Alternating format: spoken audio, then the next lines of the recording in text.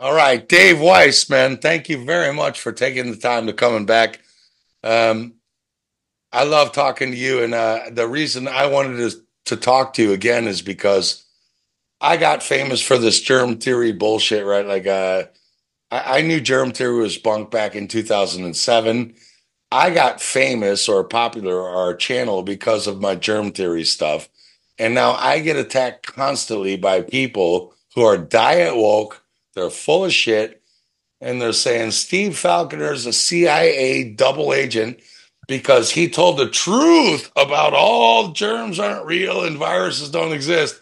And then his job for the CIA is to say the flat earth is real, to discredit the entire germ theory movement when we have a Telegram group, and keep your fucking mouth shut, Dave, which is all of the people leading the germ theory movement who have to, ironically, be like secret societies and go talk on Telegram because they're smart enough to know that if germs aren't real and they look into the Earth cosmology model, it's not real either.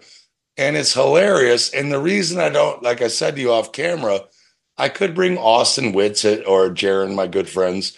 I bring you because I'm a Virgo. These people are pissing me off so bad that I bring you because you're like me. You just tell the truth and you agitate people. I'm equally hated. Yeah, and I'm doubling down, man. So you and me are poker buddies. Yeah. If you don't You get know, it, go on. Yeah, go no, on. no, I was going to say, the people that make that foregone conclusion, oh, you're an agent because you're mixing in truth with crazy flat earth. I said the same thing when I was doing, 9/11, Boston, all of the other big things. And then I heard about flat earth. I'm like, that's just here to discredit truthers. I mean, I came to that foregone conclusion, but then I looked. Nobody that looks and honestly looks at real information ever comes out with that conclusion. They go, oh, everyone, becomes a flat earther. So here we are. I Everybody saw that, that, when you and Eddie Bravo were on Alex Jones, right? yep. Alex Jones is a fucking Jesuit Templar shill. I've been saying it for all along. Sure enough, you guys are trying to talk this fact, fact, fact, fact. He's like, well, let's talk about Donald Trump. You're like, no, we're here to talk about flat earth. He's like, let's talk about Donald Trump. He deflected the fuck out of you two over and over and over again. He's fucking shilling too. And that's what I love. And you're like, hey, fuck you, man. Go to my Flat Earth Dave, check it out. And that's what we're up against. I couldn't believe they even had you on, but they only had you on to deflect, to try to not talk. Why would you get a guest to talk about flat Earth and then talk about Donald Trump? So he was kind of strong armed into, his producer, who's a flat earther, got us on, got us on. And it was like, all right, he agreed to it in a moment of weakness or whatever. And then we get there, and the day that we're on, we're supposed to be on for 2 hours or an hour and a half, I think. And that was the day Trump got indicted. So now InfoWars has a massive audience. He goes a half an hour over, so we only get an hour at the end. And he goes, I don't want to talk about flat Earth, right? But we get on, and Eddie and I, seeing what was going on, we were in the green room for a while. Our plan worked out actually better than we thought. We actually got out more information than we thought. Whether Alex Jones is a shill or not or whatever, doesn't matter. We went into his highest viewed segment ever. Right? Did you? Yeah. All right. Well, one, flat Earth is fascinating. Flat Earth gets huge ratings when it's not censored.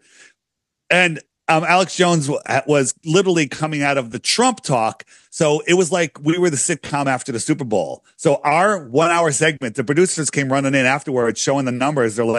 They said that this was either the highest or nearly the highest live viewed hour ever on the Alex Jones show. So, wow. Shill or not, he did us a favor, and I can't tell you how many thousands of emails I've gotten from his fans going, wow, I thought flat Earth was stupid. Where do I find more information? So which is great, because you looked into Sandy Hook as I did. I wrote articles about it. Any fucking retard could win the Sandy Hook case. There was, we won't get into it, but you had 12,000 things on your side. It's just them saying, if you dare question the mainstream narrative, we'll sue you for $2 billion. And he even Yep. admitted when you two talked to him, he said, I'm not paying $2 billion. You're like, exactly. Because they didn't really sue you for $2 billion. That whole scam, any one of us could win that Sandy Hook lawsuit. That whole thing was just to make people afraid of speaking up. That's what it does, and it's pretty effective. There's a lot of people that are stifling themselves because they're afraid. So that was the purpose of that entire thing. And do you think Flat Earth has the same? Well, flat Earth is really important because anyone new to this topic, you go, what difference does it make? I still have to go to work on Monday. You were programmed to say that, and once you understand what difference it makes, everything changes. So this is the one thing that they can't let out because you could wake up to Sandy Hook, 9/11, and life goes on. The government goes, but if everybody wakes up to flat Earth, the governments just vanish. They become meaningless because no one's going to pay any attention to them. Governments only have power in our imagination because we give them the power, right? But Yeah. when all the flat earthers have unplugged from the heliocentric nonsense system, and that includes ignoring the government and knowing that we have free will and they really can't govern our minds.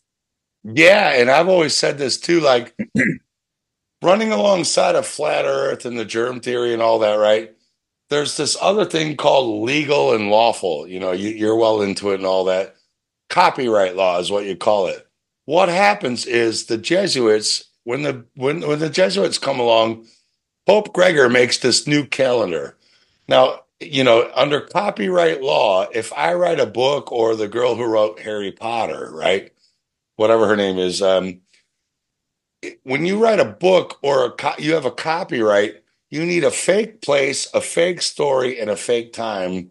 And then if anyone pretends, in other words, if you and I dress up like Harry Potter and Hermione and go out doing lectures pretending to be Harry Potter and Hermione, we owe what's her name money because she owns the copyright on the time, place, and fictional location of that story. The Jesuits did the same. They made a Gregorian Roman calendar saying you're on this fake time. They made the earth a ball instead of a flat earth, which every other culture in the world said we're on a flat earth. And then all of a sudden, the Jesuits, Copernicus said, no, you're on a ball. So you got the fake time, the fake place. And then they came out with your name in all caps letters. So they made you a fake character in a fake place, in a fake time, on a fake spinning ball. And therefore, all commerce you do is you pretending to be in their story, and that goes back to the owners of the copyright. And then also, if you wanted to publish any map, you had to use globe coordinates on the map.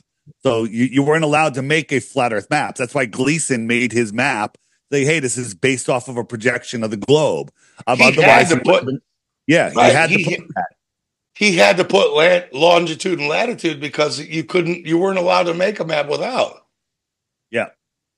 So you know what I'm saying? So you're in a fictional timeline. Your calendar is because who told you today is, September 10th? Who told you your name is an all caps letter name, which doesn't exist in the book of stylists? Who told you you're in a spinning ball flying out in space? You're in a fiction and you're going around agreeing to represent the fiction, and you have to pay publishing royalties to the Vatican who own all of this, right? Right. If you play on their ball field, you have to play by their rules. And that's the idea. You're playing a game. Yeah. We get off of their ball, then we free ourselves from slavery. Absolutely, man. And this is what people can't see. They can see the germ theory is fake. They can see that's fake.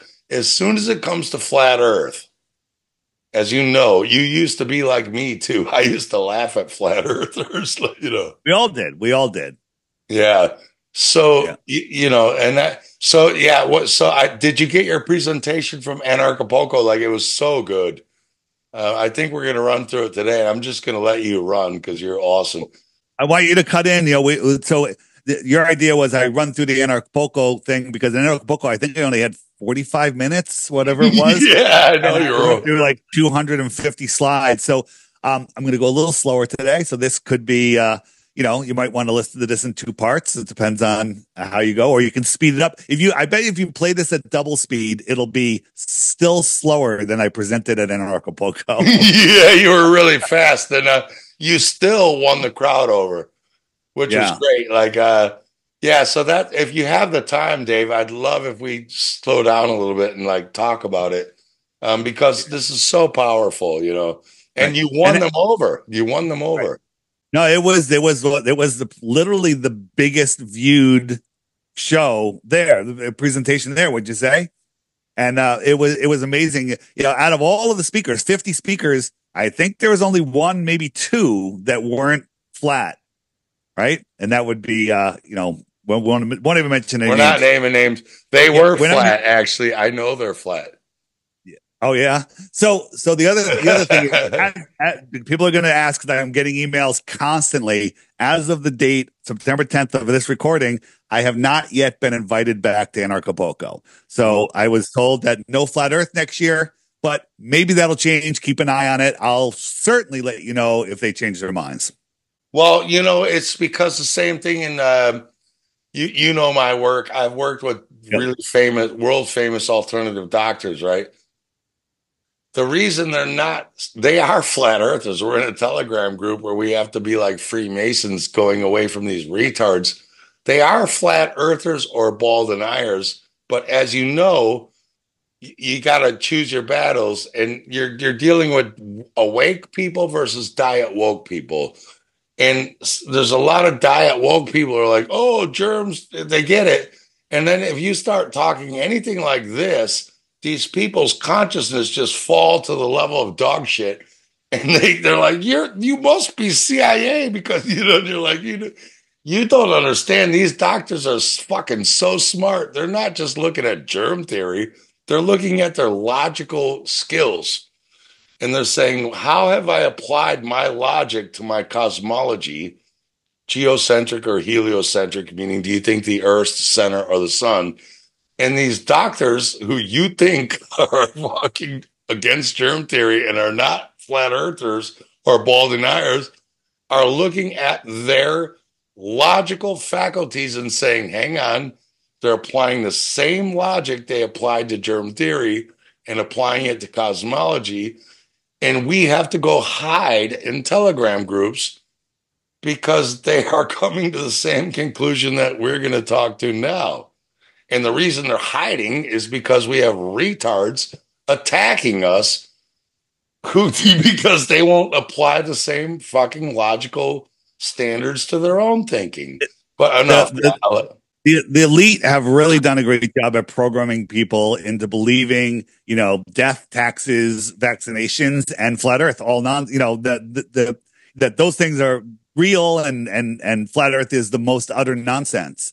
But when you stop and look, the problem is a lot of people that are so deep they won't look. I was that way. People like, Dave, flat Earth. I'm like, watch this 1 minute video. I'm like, nope, not watching a 1 minute video. For life, banned for life, banned for life. And then finally, Sophia Smallstorm made me look. And I went in with a closed mind, Steve. I went in trying to prove the globe. I just said, all right, I'm going to watch this. I'm going to debunk it and get all you retards out of here. And here you are, 10 years later, here I am talking to you as Flat Earth Dave, walked away from everything I worked my entire life for to spread this message, because this is the most important topic over anything, because all the atrocities going on in the world are because people are lost in space and have no idea who they are, where they are, what this place is. Which is a great point because, as you know, you've been in this longer than I have. When you meet someone who's coming from the heliocentric or whatever, the first 3 questions they ask you are the same 3 or 10 questions we all asked. And you're like, if you looked into this at all, you wouldn't be asking this question because it's out there answered 20,000 times. The reason you're asking me this dumb fucking question is because you clearly haven't looked and you want me to do your research for you, right? They're like, well, what do you think about it? And you're like, that's the fucking first question all of us asked. And the fact that you're asking it to me, and it's not just you, it's Simon Dan, Professor Dave, it's top fucking people in these movements. They're asking the same dumb question that we all asked that's been answered. And if anyone asked you that, what they're saying is, I'm too fucking stupid and lazy to research the answer myself, to dig for it. And as you point out, there's the Flat Earth Society. There are organizations out there. Like when we started looking at Flat Earth, you could find it. But now when you ask these questions, you will get, the controlled opposition. But they are out there. So if you're talking to someone who's asking you stupid shit, like why is the sky blue? You know you're talking to someone who's just there to debate you for no. Right. Anti-flat earthers, anti-flat earthers, not even globers. I just call those people anti-flat earthers. They're here just to fight you. And their logic is ridiculous. Right. They're not there to understand. They're there to fight you because they don't Yep. want you shattering their paradigm. So let's get into, so this is the we're gonna do your presentation at Anarchapulco, which was fucking awesome. So I'll just kind of chime in if you don't mind, or Yeah, no, you get please do rolling. quite often. Okay, cool. All right. So for those of you that don't know, everything, all my social media, everything can be found at flatearthdave.com. There's videos there. My app is there. Everything you could possibly need to educate yourself and get off the ball. The Flat Earth Awakening, ignorance is no excuse for denying reality, right? People, if you think the earth is a globe, you are ignorant. And now that's not an insult because I'm ignorant to anything I don't know. Anything you don't know, you are ignorant. It's just a word. It's the truth. And the flat earth reality is undeniable. Flat earth, people come up and say flat earth is a CIA developed psyop created to discredit all the truth movement, right? You just talked about that that's going on in the health freedom movement. People are saying that. And I said it. I was doing a podcast called Deep Inside the Rabbit Hole, looking into 9/11, Sandy Hook, Boston, everything else. And when I heard about flat Earth, I'm like, nope, that's just to discredit all of the good work I did. Then shortly after, I found out the Earth was flat, and I said, well, I really can't. I kept it secret. I did keep it secret. I was kind of like that Telegram group you're talking about. I didn't want to talk about it publicly because it was going to scare away people that are diet woke, people that are waking up, and I didn't want to, scare them. And after a little while, it's like, I got to talk about it. I got to talk about it. And I started bringing it out and going through the whole thing. Right. And what I tell everybody is if I don't answer one of your questions in this short presentation, it doesn't make the earth a globe.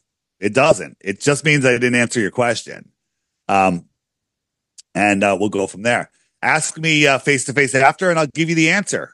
And a lot of people did, right? So this is one thing I talk about, the censorship, right? You can find on YouTube, UFOs caught visiting Earth, the real fairies caught on camera. No problem. Nice description, right? A Loch Ness monster, dragons, right? All of this stuff, right? Aliens, hollow earth theory, no problem. But when you get to flat Earth, you have this Wikipedia thing comes up on the bottom. Flat Earth is an archaic, scientifically disproven concept of the Earth, right? As a plane or disc, right? We're not a disc. That's, again, a little misinformation, but they don't tell you what the science is to disprove it, right? Do you know any science that disproves flat Earth? I only know science that proves flat Earth. They can't. And they'll show you a picture of water falling off the edge like Monty Python, which was funny because in The Meaning of Life, Monty Python actually said is true, but yeah, or they'll show you a picture of a turtle in space and say the Mayans said you live on a turtle's back, and then they show you a turtle in space, and you're like, any retard can figure out that's propaganda. Yeah, certain propaganda. But what's interesting, you look at a turtle's back, it's a calendar. It's got the 13 months and the 28 days. All the turtles have. Of course, yeah. So that's metaphor, but again, that's like people taking the Bible literally because they believe a talking snake or a man got swallowed by a whale, stayed in his digestive system for 3 days and got spit out at his local church and came back to talk about it. There are metaphors, people. Yep. When you try to tell somebody the Earth is a globe, adult or child, it's like you're taking their ball away. No one wants their ball taken away. People become children when you try to take their ball away. And that people say the shape of the earth does not matter. I agree. It's the lie that matters. The shape isn't what matters. It's your position, what this place is, that matters. So I say, what do these three things have in common? You want to take a guess, Steve? They're fucking digital CGI. They're all pieces of crap. They're all nonsense. Yeah. They're all nonsense, right? Fake flat earth, fake globe earth, fake, fake sickness, whatever that is. Those look like cloves stuck into a little styrofoam ball, like little clove things.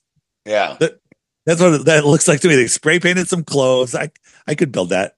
Very cool. So what is flat earth? This isn't flat earth, right? But a lot of people, when they hear about flat earth, they think, oh, the earth is flat. You can fall off the edge. Someone just said to me today in a chat group for my swimming group that I swim with, and one person was missing, been away for a while. They go, she must have fallen off the earth. A little pug, little pump, a little poke, right? But these are the people that just don't look into it. They just are afraid to look into it. You Google flat earth, this is what you were talking about, right? We're not a turn up floating in space. Not true, right?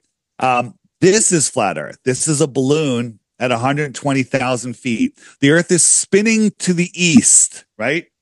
Spinning to the east. That's not moving at all. Nothing down below are moving. At 1,000 miles per hour. It's up there for 3.5 hours, right? So it should have landed like 3,000 plus miles to the west.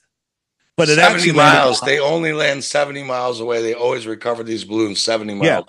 And this was 70 miles to the east. So it outran the spinning earth while it was disconnected from the earth. Yeah. It outran it. All right. Crazy. Absolute crazy. This is what they taught us in school, that we all orbit the sun like this, but they fail to tell you in school that, well, we're also chasing the sun at 250,000 miles an hour or 500,000 miles an hour. Right. The reason they don't show you this in school is because you might go, that's a little hard to believe, right? They don't want to give you too much information, because if you knew your own model, you heliocentrists, if you knew your own model, you'd be like, no. There would be a point where you go, this is absolutely too ridiculous. Okay. I mean, all of this stuff, all of these planets, right, which are named after gods, which used to be called wandering stars, they're all on the same plane. They're all on the same plane. And then they're chasing the sun in a curved trajectory, but somehow everything remains in perfect order. And yet Polaris is sitting there still every night for thousands of years with all of them circling around in time lapse. We can prove it. How could Polaris be sitting still, right? Any of those little white stars you see in the background could be Polaris. Yep. Any of those little white ones flying by. How could Polaris be sitting still every night with them spinning around if that happened? Never. Right. And their answer is it's so far away that there's no parallax. Even billions of years, there's no parallax. But, we had the Georgia Guidestones that had that little hole that goes through, and they were up for over 40 years. Well, Polaris moves, they say, 1 degree every 76 years. So it moved more than a half a degree. Since the Georgia Guidestones, that's 1.5 moon widths. Well, that would put it way out of the hole, but it was still there. And our videos on that started going viral. And guess what happened? A terrorist blew up the Georgia Guidestones. 3 hours later, the bulldozers were there. They bulldozed the whole thing. The time capsule disappears, and no investigation ever happened. And why would you build a stone monument with a hole looking at Polaris if you knew in 72 years it would be moved outside of the monument? Why would you build it? That would be retarded. And it didn't move. It showed the equinoxes. It showed everything. So, and a lot of people just didn't know that, but it got blown up and nobody knows and no investigation. Absolutely crazy. Now, can you hear this? Let me see if you hear this. Turn it up. Yeah. No, it's like Anarchapulco. You don't have the audio. Yeah. All right. Well, no big deal. This is the hypersonic sled track. It goes by at Mach 8.6. You can't fathom that speed, right? Watch it go by. You can't even see it, right? Right. It's going by at Mach 8.6. And what's a Mach, Dave? Tell A what's a Mach, a Mach, a Mach is the speed of sound. So 8.6 right. times the speed of sound. Now, could you imagine twice that speed? Could you imagine? No, you can't even imagine it, right? So you have to believe, if you believe in the heliocentric system, that we are going around the sun 10 times faster than that. And we're chasing the sun 100 times faster than that. So you got this lumpy rock surrounded by water, surrounded by air, not contained, adjacent to a vacuum. Impossible if you actually use your mind. And that thing is moving in two different directions, 10 times and 100 times that speed in curved trajectories. That's acceleration. When you curve, that is a force of acceleration. But we go out in nature and we have this, right? And fighter pilots, right? Yeah. Fighter pilots, they pass out when they pass Mach 1, when they're in the supersonic jets. And Top Gun, there's a joke in the Top Gun movie where the plane does a flyby at the tower at more than Mach and blow the glass out as a joke. Well, I think we would be traveling at Mach 0.8, which means we would jellify, right? We'd be turned to jelly. Right. Well, the argument the Globers say is, well, when you're in an airplane, you don't feel the motion. You can drink a glass of water. You can go to the bathroom. And I say, oh, you want to compare the airplane to the slowest motion of the Earth, which is the spin? First, double the speed of the airplane from 500 to 1,000 miles an hour. Then remove the outer shell of the airplane because the Earth doesn't have an outer shell. And then nosedive at a mile per minute to follow the curve of the Earth and tell me how your water's doing. And you don't even need to go to the bathroom anymore because you've already gone. Right? Yeah. Right. Or go do your yoga. Go do your yoga where you stand on one foot, but you're spinning around at 1,000 miles an hour sideways, going Mach fucking 72, going Mach trillion around the galaxy. And you can stand on your toe, on your left toe, doing this pose. Why wouldn't you fall over and fly? And an example is that all of these motions are not linear. They are curved motions. So you're in a car going 100 miles an hour, beautiful suspension, perfectly smooth road. You get a dinner plate, fill it with water. Okay. If that car takes the slightest turn, what happens to that water? It's off the plate. It's off the plate. Okay. But we go out in nature and have stuff like this. Now, this is a earthquake. Watch what happens to this pool with the little shaking of the earth. I'm not talking about spinning at 1,000 miles an hour, curving off a trajectory. This is an earthquake. Okay. And look at what happens in this pool. It's crazy. When we were in Anarchapulco, we had an earthquake. And you remember swimming in the ocean that day? How hours later, the waves were completely different. It like changed the whole ocean. Yeah. Right? How could we be moving in all of these different directions when when water, as I showed you a moment ago, lays perfectly flat? Well, the other thing is too, people say, well, you're in a train going 150 miles an hour straight, right? Pause if you can. Yep. Well, if you've ever been in a car, a Ferrari or a car, yeah, when you're going straight, it feels straight.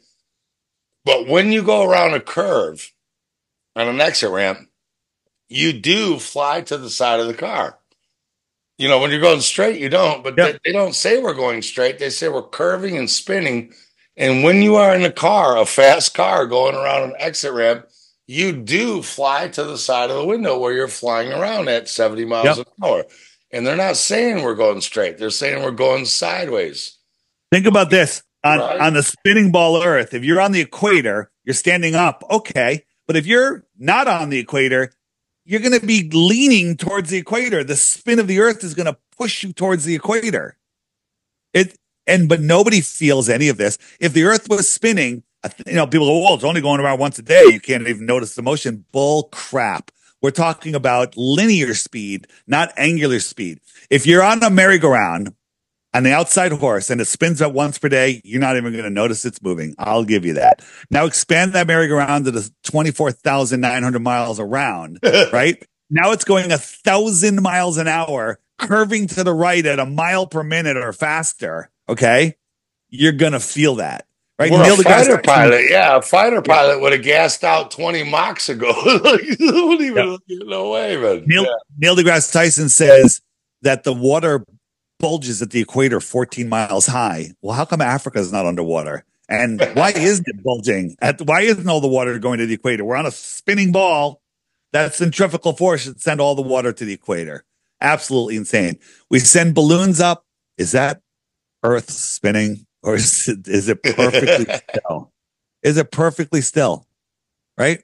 The Earth is supposedly spinning. Those are detached from the Earth. They claim, bullets follow. When the bullet leaves the gun, you have to use the Coriolis calculation because the Earth is spinning out from underneath it. What's wrong with these? Why isn't the Earth spinning out from underneath these guys?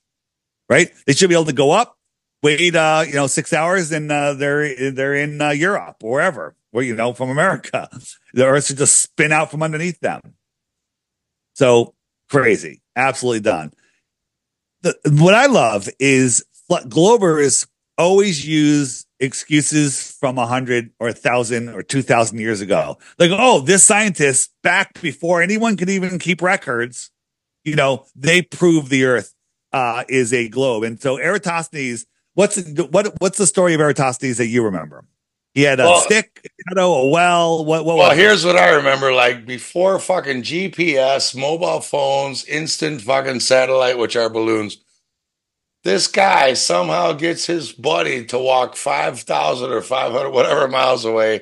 500 miles, counting his steps. Right. Yeah, he knows he's exactly 500 miles, and they can't call each other and say, what time is it in your time zone right now on the mobile phone?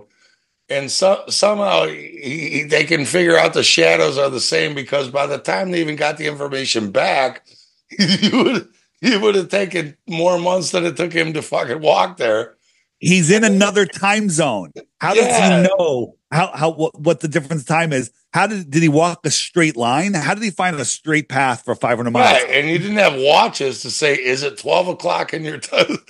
Yeah. Basically, it's bullshit. It's total bullshit. Right. So you got on the right, you have Eratosthenes on that stick that has no shadow, and then his buddy got a shadow over there, did some really good math and proved the sphericity of the ball. But on a flat Earth, which is on the left, Eratosthenes' stick is on the right, and the guys on the left, same distance, same measurement, same calculation, and you can figure out the sphericity of that flat plane. Because it's so important, right? It doesn't matter if the ground is round. This is such an important slide that gets brushed by.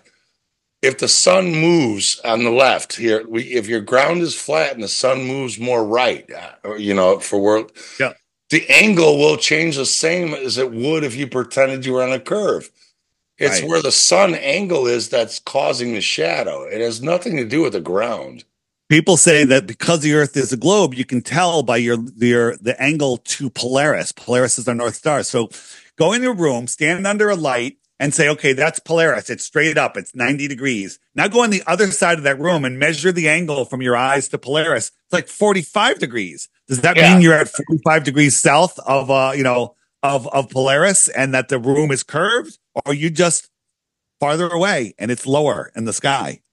They took perspective and turned it into Earth curvature. It's the same as a flashlight. It's like where, if you move 100 feet away from a flashlight, is it above you now, or is it or is it 4 degrees? You know what I mean? Yeah.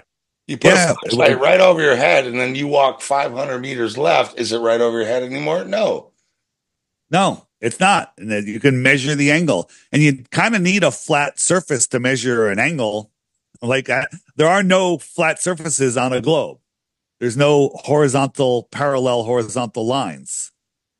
Everything is, curved. They say curved is horizontal. It's stupid, right? Yeah. You're not stupid. It's stupid. You're not stupid. It's stupid. That's people like, I can't figure it out. You can't figure it out because it's unfigureoutable. This is just, Eratosthenes said, oh, well, the sun's so far away because that's why the rays come in straight. Have you ever seen straight rays? I've seen crepuscular waves like this angled. Yeah. All the time. You've never seen the sky look like this, straight rays coming in. Never. This is CJ. No one's ever seen that. Right? That's what you would be required to see if the sun was 93 million miles away. Do a little test yourself. Get some beer cans, whatever you got, put a light over one, and you can measure the sphericity of your table. Depending on the height you hold that light, you can make your table more spherical, smaller, bigger, just by doing math. Right. So these shadows happen, your table's flat. That shadow would happen the same if it was curved or flat, or probably different. I Well, would it'd think if be it was curved, they would even go down or right or left, you know. But that's a yeah. Well, flat table. you would have to have a much farther away light to get the same angles, right? But a local light, just like our sun is local, just like we see it, it works perfectly on a flat Earth. It doesn't work on a ball Earth, right? But that's So Aristotle's, that's his fucking experiment. Said that yeah, proves it. yeah, but that was done 2,000 years ago. Here's the thing. Carl Sagan in the show Cosmos in the 1980s, he glorified Eratosthenes like this guy 2,000 years ago figured out the shape of the Earth, and he was within 2% of what size we know it is Yeah. today, right? 2%, right? It's nonsense because first, how do we, you should see how they figured out the size today. That's even worse than Eratosthenes. But Eratosthenes should have been the most famous mathematician ever. There was other mathematicians that came out of that area of Greece, and for 2,000 years nobody ever wrote a book about him, about his experiment proving the Earth, until the 1900s. That's the Yeah. first book that talks about Eratosthenes and his experiment is in the 1900s. Sounds like the Rockefellers might have been involved with that book. I was just going to say, I don't even think this guy's fucking real and that experiment happened. This sounds Now, like the Jesuits have had control of the printing presses since they came out in the Gutenberg press. Is there even proof this guy is real and did his experiment? there's some proof that a mathematician named Eratosthenes lived back then, but there's no proof of this experiment. And as we talked about, walking 500 miles, knowing the time zones, getting the correct, forget it. None of that makes any sense. It's impossible, right? Why don't we do it again today? I'll tell you why we don't do it today, because it works on a flat Earth. We can do it. We got iPhones. We can probably get it done in a couple hours. Okay. California, UK, and Connecticut will do it all, 1, 2, 3 in real time. Big one. My favorite topic is sunsets. And this is one that you really got to stop and look. Hey, the sun appears to be going below the horizon.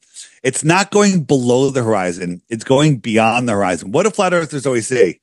The horizon always rises to eye level, right? Yes, both. Okay. The sky comes down and the ground comes up. We learned Yeah. this in third grade math class. When you had these 3D, they're like, draw a square and the 3D things, the ground comes up and the sky comes down. It's Now just free flow perspective. that's our perspective. If you're standing at the edge of flat water, the bottom of a salt flats, or just a perfectly calm ocean, right? You're 6 feet tall. And, if you look down at the water 3 feet in front of you, you're looking down at 45 degrees angle down, right? Yeah. But if you look at something 50 yards away, you're kind of looking almost out at almost level. You look a mile out, it looks like it's at your eye level. In reality, it's still 6 feet below your eyes, right? It's still 6 feet below. If the Earth is a globe, it should be even lower, but it's on a flat Earth, it's still 6 feet below your eyes, but it looks like it's at your eye level. There's two types of perspective. There's terrestrial perspective and celestial perspective, right? So we have 3 layers. We have the Earth layer, we have the atmosphere layer, and then we have the celestial layer. Okay. And so when you're looking at land, boats, things that are on the Earth, those are terrestrial things, and those are under the atmospheric layer. Yeah. So things will disappear into the horizon, right? But celestial things go beyond the horizon. See how that sun is going away from us and it's going beyond that cloud. Now that cloud is clearly well above the horizon, right? But it's going beyond it. And so just imagine it going a little farther. It's going to disappear from the bottom up. But if you were 20 miles back from that cloud, the top of that cloud would appear to be at your eye level. You would see it as the edge of the Earth. You wouldn't be able to see the difference in the space from the Earth. It would just look like it would all compress into your horizontal eye zone, and the sun would just go beyond it. Just like it is here. It's going beyond that. And if I zoom out, that it'll look like that space is the edge of the Earth. Right Right. now, here it looks like it's going down, but we zoom in, zoom in, zoom in. It's really up high. You just couldn't see that space between the water and the sun. Zoom out, and it looks like it's about to go behind the Earth. It's just going away. And then when you look, let's say the atmosphere is this thick. When you look up, you're looking through that much atmosphere. Yeah. Okay, right? You're looking through, just a little bit of atmosphere. You look at something 45 degrees away, it's going through like 4 or 5 times that amount. You look at something straight in front of you, it's 100% atmosphere. The atmosphere becomes opaque, and the celestial objects move beyond it, and they disappear below it. Right? Well, can you pause real quick? Can you go back to that? That's why they're trying to get rid of the P900 and the P1000 cameras, because we can do this now. That we couldn't do before. We just like our eyesight or a telescope. Now we have zoom cameras that can do this, and like you're showing right here, the bottom of the wave at the bottom of the screen is where your feet are, right? But really, if you went out 3 or 4 miles or wherever that horizon is, even it's rising up to almost the middle of the screen, but not quite. But that would literally be like 500 feet above your feet. You see what I'm saying? Down at the bottom of the screen is your feet. So how is the bottom of your feet up in the middle of the screen in the visual perspective? It's showing you that because your feet level, if you're saying water is level and your feet are at the bottom of the screen in the front of the screen, then when you zoom out to where the sun's touching the water, that should be where your feet are. But it's clearly higher. It's in the middle of the visual screen. It's all perspective, and there's so much stuff going on around us that we filter out so many things. And then, if you're like a newborn baby, you don't know what things are. You need experience to understand what they are. You need experience to interpret what you see. What do you see here, Steve? What do you see here? Guy fishing. He's standing on a pier. What's higher? Standing on a pier. There's a boat. There's water at his shoulder level, even though we know the water should be below his feet. But yet, when you see the water horizon, it's at his shoulders, which are supposed to be 6 feet or 5 feet over his feet. And the water started 3 feet under. I don't know how tall the pier is. So in your experience, your life experience, what's higher, the sun or the boat? The sun, of course. Yeah. Right? What's higher, the water or the pier? The pier. Of course. Because because how is the water at his shoulders? Yeah, of course. Yeah. Well, that's perspective. Do you see the skyscraper? Well, how is the water higher than the boat? Because the boat's on the water level. See, and also look at the distance. So interpret the distance from the end of the pier to the boat. Let's say that's 50 yards. What do you think it is to the horizon? Like, so follow me. From the end of the pier to the boat's 50 yards. From the boat to that horizon, I would say that's 15 miles. Okay. So perspective not only brings things in from the side and the top to the bottom, it brings the back to the front. It compresses. So I have a shot of New York City from my beach. New York City's 25 miles away, and there's an island about a quarter of a mile out. And that island takes up 95% of my field of view. Like the boat, it takes up the 95% of my foreground. And then that little space between the boat and the horizon is 100 times farther than that forward space. So you have to understand that everything gets compressed together, right? So do you see the 50-story skyscraper in this picture? I haven't. Are we in the same picture, or you got a new in the same picture? Do you see the 50-story skyscraper? I can't see anything. I just don't see anything. Okay. Do you see it now? Yes. All right. Yeah. Okay.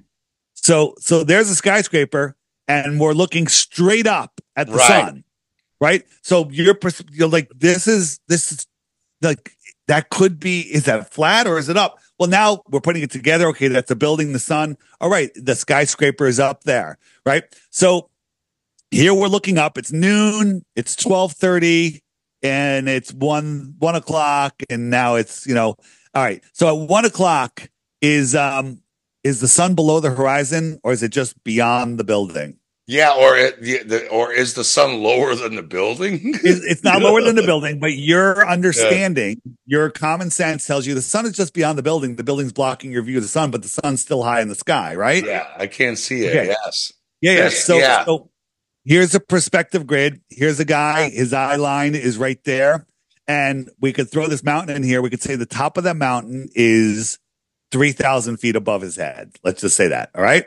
So it's 3,000 feet above his head. So we have the sun, and the sun is going away. Now, is the sun below the mountain, or is it just beyond the mountain? No, it's coming down this perspective grid. It's just it's beyond the mountain, just like the sun went beyond the building. yeah. We learned this in third grade fucking art class. I'm an artist. Yeah, that's why they kind of canceled art class. That's why they don't teach art anymore. So how can we see that? We can either raise ourselves up or go backwards. Well, you could, you'd have to go above the mountain, then you would see the sun. So I moved the guy backward 25 miles. Right. Yeah. Now the top of that mountain looks like it's at his eye level, but it's really 3,000 feet above his eye level, globe or flat. It's still thousands of feet above his eye level. And the sun goes away, and it goes below the horizon or beyond the mountain, just like it did before. And what's important about this slide is the mountaintop is at his eye level. If you look at the guy, everything comes down to eye level, right? It's just perspective. It's how your eyeballs work. His eyes are still at eye mountain. Are you telling me that guy is 3,000 miles tall? Or is 3,000? Yeah, 3,000 feet. Yeah. So that horizon is 3,000 feet above his eye level, right? You agree with that?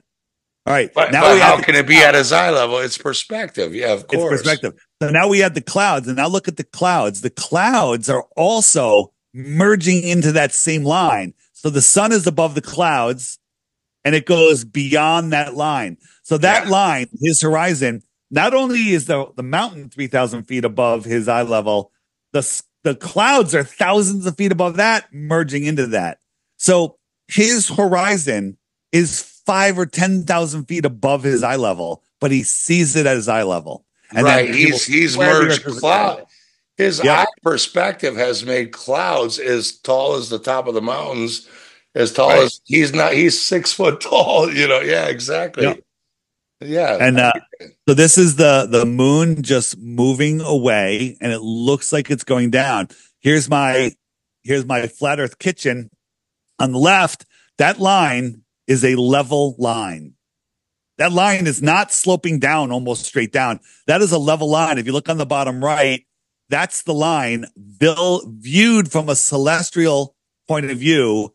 And then on the left, the bigger picture is that line viewed from a terrestrial point of view, right? And if we watch it go away, it's going beyond those cardboard bottles right there. And it looks like it's going below it, but it's really just our perspective. Which is huge, because that's like a 170-degree down angle on the left, but on the bottom it's it's the same line. It's the same line. It's how we see. So on the bottom right, the camera is a celestial point of view at the height of the sun.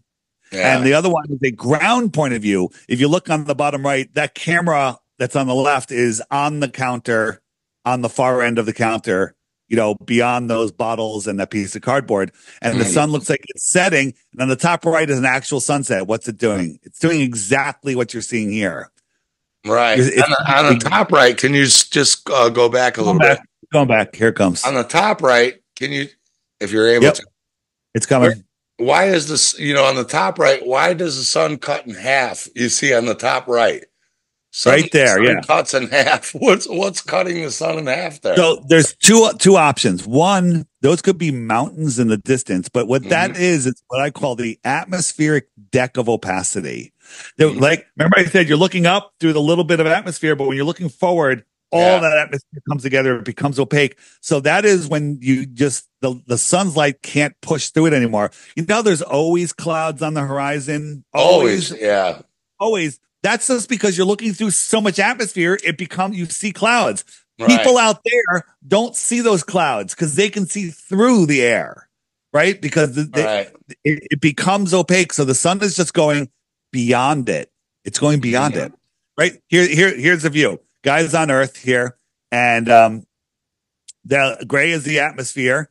And when he's looking up at the sky, he's looking through that much atmosphere, right? He's looking at that star. He's looking through that much atmosphere, right? But when he's looking across, he's looking through infinite atmosphere, right? But this is an orthographic view. This is actually how he sees it. And that atmosphere becomes opaque on the left-hand side there. So anything that moves away goes beyond that opaqueness. So, you know, if there was a boat or a mountain, that mountain would be on the green underneath the gray. And so that's, you can zoom in and maybe widen that your view with a zoom and see it again. But anything above it, the sun, star, moon, right? It's going beyond it, and you can't zoom through an opaque atmosphere, right? So here's this guy. He's looking up. Let's say the sun, the anti-flat earthers love saying, well, the flat earthers think the sun's 3,000 miles high. I think it's way closer than that. Maybe take off 2 zeros. Okay. Yeah. Right. You know, and then maybe subtract some from that. But that's right. Let's say they go, if it's 3,000 miles away, you can measure it, right? Because here we are in Connecticut. We'll go out to Salt Lake City. Let's say that's 3,000 miles. And we can actually do some calculations and figure out where the sun is, right? So you got the sun there, and then you got the sun there, 6,000 miles, where let's say we're out in Hawaii, right? And then we can measure these angles, and the sun would never set. However, when the sun's over Hawaii, it's dark in Connecticut, right? But they say that no matter how far you take it, the sun won't get low enough. But again, this is you seeing the side of your face. It's impossible. You've never seen the side of your face yourself. Okay. Yeah. Because that's an orthographic view. What the viewer sees is this. Yes, because the further away the sun is, visually it would drop down, obviously. It would drop down. So that third one is still like 30, 25 degrees up in the sky. No, it's not. It becomes your horizon. It literally, even though it's the same height, though, it's the same height as it was. Yeah, and that's how this person sees it. Have you ever seen this meme? I've seen a meme where like they draw the flat Earth disk, which is 20 whatever thousand miles around. Then they draw Polaris up in the sky, but they draw it like fucking 50,000 miles up. And they're like, how can you see Polaris from Australia? And you're like, because you've taken a flat Earth model and assumed Polaris is 30 trillion miles away, when actually, if you brought it down, you would see it still. I tell people, imagine yourself in a nice big room, 10-foot high ceilings, and there's lights in all different patterns. We see a bull, we see a starfish, whatever. Yeah. And then we expand that to the 10 miles wide that room is. And I say, all right, Steve, you go for a walk. You walk away. Literally 200 yards later, I can't even see you. 300 yards later, it's like the ceiling and the floor merge together. Let's say you go 5 miles away. I can yell, can't even hear you. So I call you on your cell phone. I say, Steve, look up. Do you see that starfish? You see that horse? You see the pattern? No, I see completely different stars. I'm like, okay, the room's a sphere. All right. Literally. Yeah. Right. Because of perspective. Globers hate perspective. They love gravity and infinite distances. Whoops. I want to go back here. Well, it's like, when you're driving down the street right at night, the street lights next to you, these towers with the street lights, they're 30, 40 feet tall, however tall they are. Yep. You can only see about a quarter of a mile down. I don't know, a quarter, maybe. I'll give him a half mile just to give it to him. Yep. And then down, all of a sudden, as far as you can see, the street light is below the street, and then it disappears. Are you saying the builders made the street lights go 40, 20, 20? Is the street light 1 feet tall? But that's a good example. You can't see it, right? But it's worse for celestial objects because you have that atmospheric layer in there. When you're looking at streetlights, those are all terrestrial objects. So you're just losing them into the horizon. But celestial objects go beyond the building, beyond the mountain. They go beyond the atmospheric deck of opacity. Mm-hmm. So here's the day I went out with my drone, no humidity. It was like 32 degrees outside. And I was watching the sunset. Now, my friends were down at the beach. It was already sunset 10 minutes ago. And the sun just disappeared for me. 10 minutes later, it literally just, it went down, down, down, down, down, and then it stopped. Now, if the Earth was spinning, it would not stop. Now, Glober's like, this was out of focus. Maybe it is out of focus, right? Because I'm zoomed in. But where did it go? And it went as far as it can go. Its light could no longer push through the atmosphere. And it was a super clear day. I call it 9/11 clear. Okay. And it just took its light with it. And then I was accused, it's CGI. So then I did it again. Oh, you're faking it. Then I live streamed it. Right? Oh, you whatever. Use the solar filter. So it's okay. So I went up and I used a solar filter, and then the sun disappears. Brought the drone down, took the solar filter off, put the drone back up, and there was the sun again. They want you to put blinders on because they don't want you to see the most important part of the sunset, which is the end, which is the last part. And now, my friends at the beach, it went beyond their atmospheric deck of opacity, but I was up so high, the air was so clear, it never got to that sharp edge for it to go beyond, and it kind of disappeared into the soup of the atmosphere. On my app, on the more resources page, which is the web button, there's a sun fade out section. I have all my sun fade outs there. It's amazing. Really good. Now, what I would say, can you go back to that for 1 second? Because here's what I noticed, right? They'll say, well, the sun went down around the curve, right? So you'll say, well, then how come the sky is still all orange? And they'll say, well, because the sky is still, the angle of the sun around the curve has lit the sky orange. And you say, well, how could, right, stop. Oh, do one more and then stop. Stop right when the sun's gone, right? Yep. Because here's what I noticed. So they'll say it's going down around the curve, even though how come you can see the bottom? Right there, stop. Now they'll say, well, how come the sky is still lit up by the sun? And they'll say, because you're seeing the angular light of the sun coming up over the curve. But you're saying, how come right at the horizon line where the black of the bottom, there's still light? If the sun were down around the curve, there would be no light. That horizon line would be going higher and higher, and you'd see orange in the sky, right? There would be a line. There would be a line of shadow ripping across the sky. Yes, you, right. The shadow would be going higher and higher as the sun went down behind the curve, right? Yeah. How could the fucking black line at the bottom stay the same? If the sun were going down around a curve, the black line of shadow would have to rise. You would have a shadow from behind you rip across the sky as the sun went down below the curve. So how at come 1,000 miles an hour? It would so back it up, and how come the shadow didn't change altitude? Right, it's the same here, right?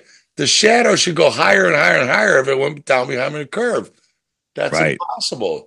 Because as you're saying, you're just seeing angular resolution. The lighting is still the same.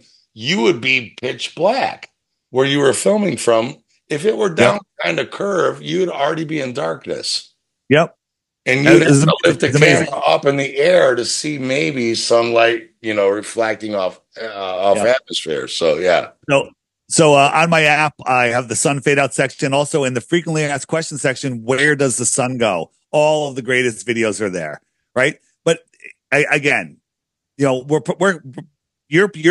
listeners are mostly educated, but I'm sure there's going to be people that are brand new to flat Earth, right? Belief is the lazy man's knowing. I stole that from Crow and I changed it. He said belief is the enemy of knowing. I said belief is the lazy man's knowing, right? Steve, where do I live? Connecticut? Yeah. I told you that. Do you believe it? Well, I have to, but it's up to, but you believe it. You believe it. You don't know it. You believe it. Right. But you're not going to bother to check because your intuition tells me, well, why would he lie? And so you're just believing things, and that's okay. We got to go through this world, and we need to believe because we have to verify everything. Life's over. Okay. But you don't know it, right? If you think you live on a ball, you believe you live on a ball. You don't know it because we don't live on a ball. It's that simple. This is just a perspective of the sun going forward and backwards, I think. You have to ask yourself, the sun coming towards you. So the cameraman that's filming this, is he on a ball falling forward at 1,000 miles an hour towards a stationary sun, or is this light just coming into our view from the distance and bringing its light with it? Well, I just say if you back that up, go bowling and see if when you fucking roll the ball and it hits the pins, if the ball looks smaller than when you let it go in the beginning of the lane. This is the reverse of a bowling ball coming at you. Sure. And the optics of the funny thing is, so sometimes the sun doesn't get that much smaller. As it's going down, it's going from your view, your terrestrial view of the sun, you're seeing it through more and more and more and more atmosphere until it gets down to the end where it's all atmosphere. And if the atmosphere has moisture in it, the sun, as it's prospectively getting smaller, it's also being magnified more and more. So it's kind of a yin yang wash. So it should be getting smaller, but it's getting magnified as it gets smaller. That's actually really important, Dave, because it's like, you can pause it real quick. The question is, are you looking at the sun or are you looking at the light around the sun? You're saying there's like, oh, the sun's getting smaller, but they say that picture right there is the sun. You're like, is that the sun? Or is the sun a little ball in the middle of that light there? Now if you put a solar filter on, yes, the sun appears to be close to the same size, but on many times you can measure the sun, the solar filter vision of the sun, and it does get smaller. But again, it's being magnified. The lower it goes, the more atmosphere you're seeing through. It's like more lenses, more, and it's getting magnified. And often it is almost a wash on what you're able to see. But you know what I'm saying? Like if I have a flashlight against the wall at a barn at night, the flashlight's only 3 inches around, but the light on the barn wall is 20 feet. So are you saying the light is the flashlight? You know what I'm saying? Like, well, you say I think the sun, the sun that we see, I think is just the projection of the actual sun. Whole nother thing. Let me ask you a question. Your life experience, as I'm going to let this train move away from me, what's going to happen to the train? Is it going to get bigger or smaller? Well, it should get smaller, I would hope. Good. Goes away, gets smaller. Perspective. It's very simple, right? Now, is the train really getting smaller? Hold on. Go back. Is the train really getting smaller, or it's just perspective? It's perspective. It's going away. Yeah. It's getting smaller. So there's a weird thing, right? So this is on the right. We have a orthographic view.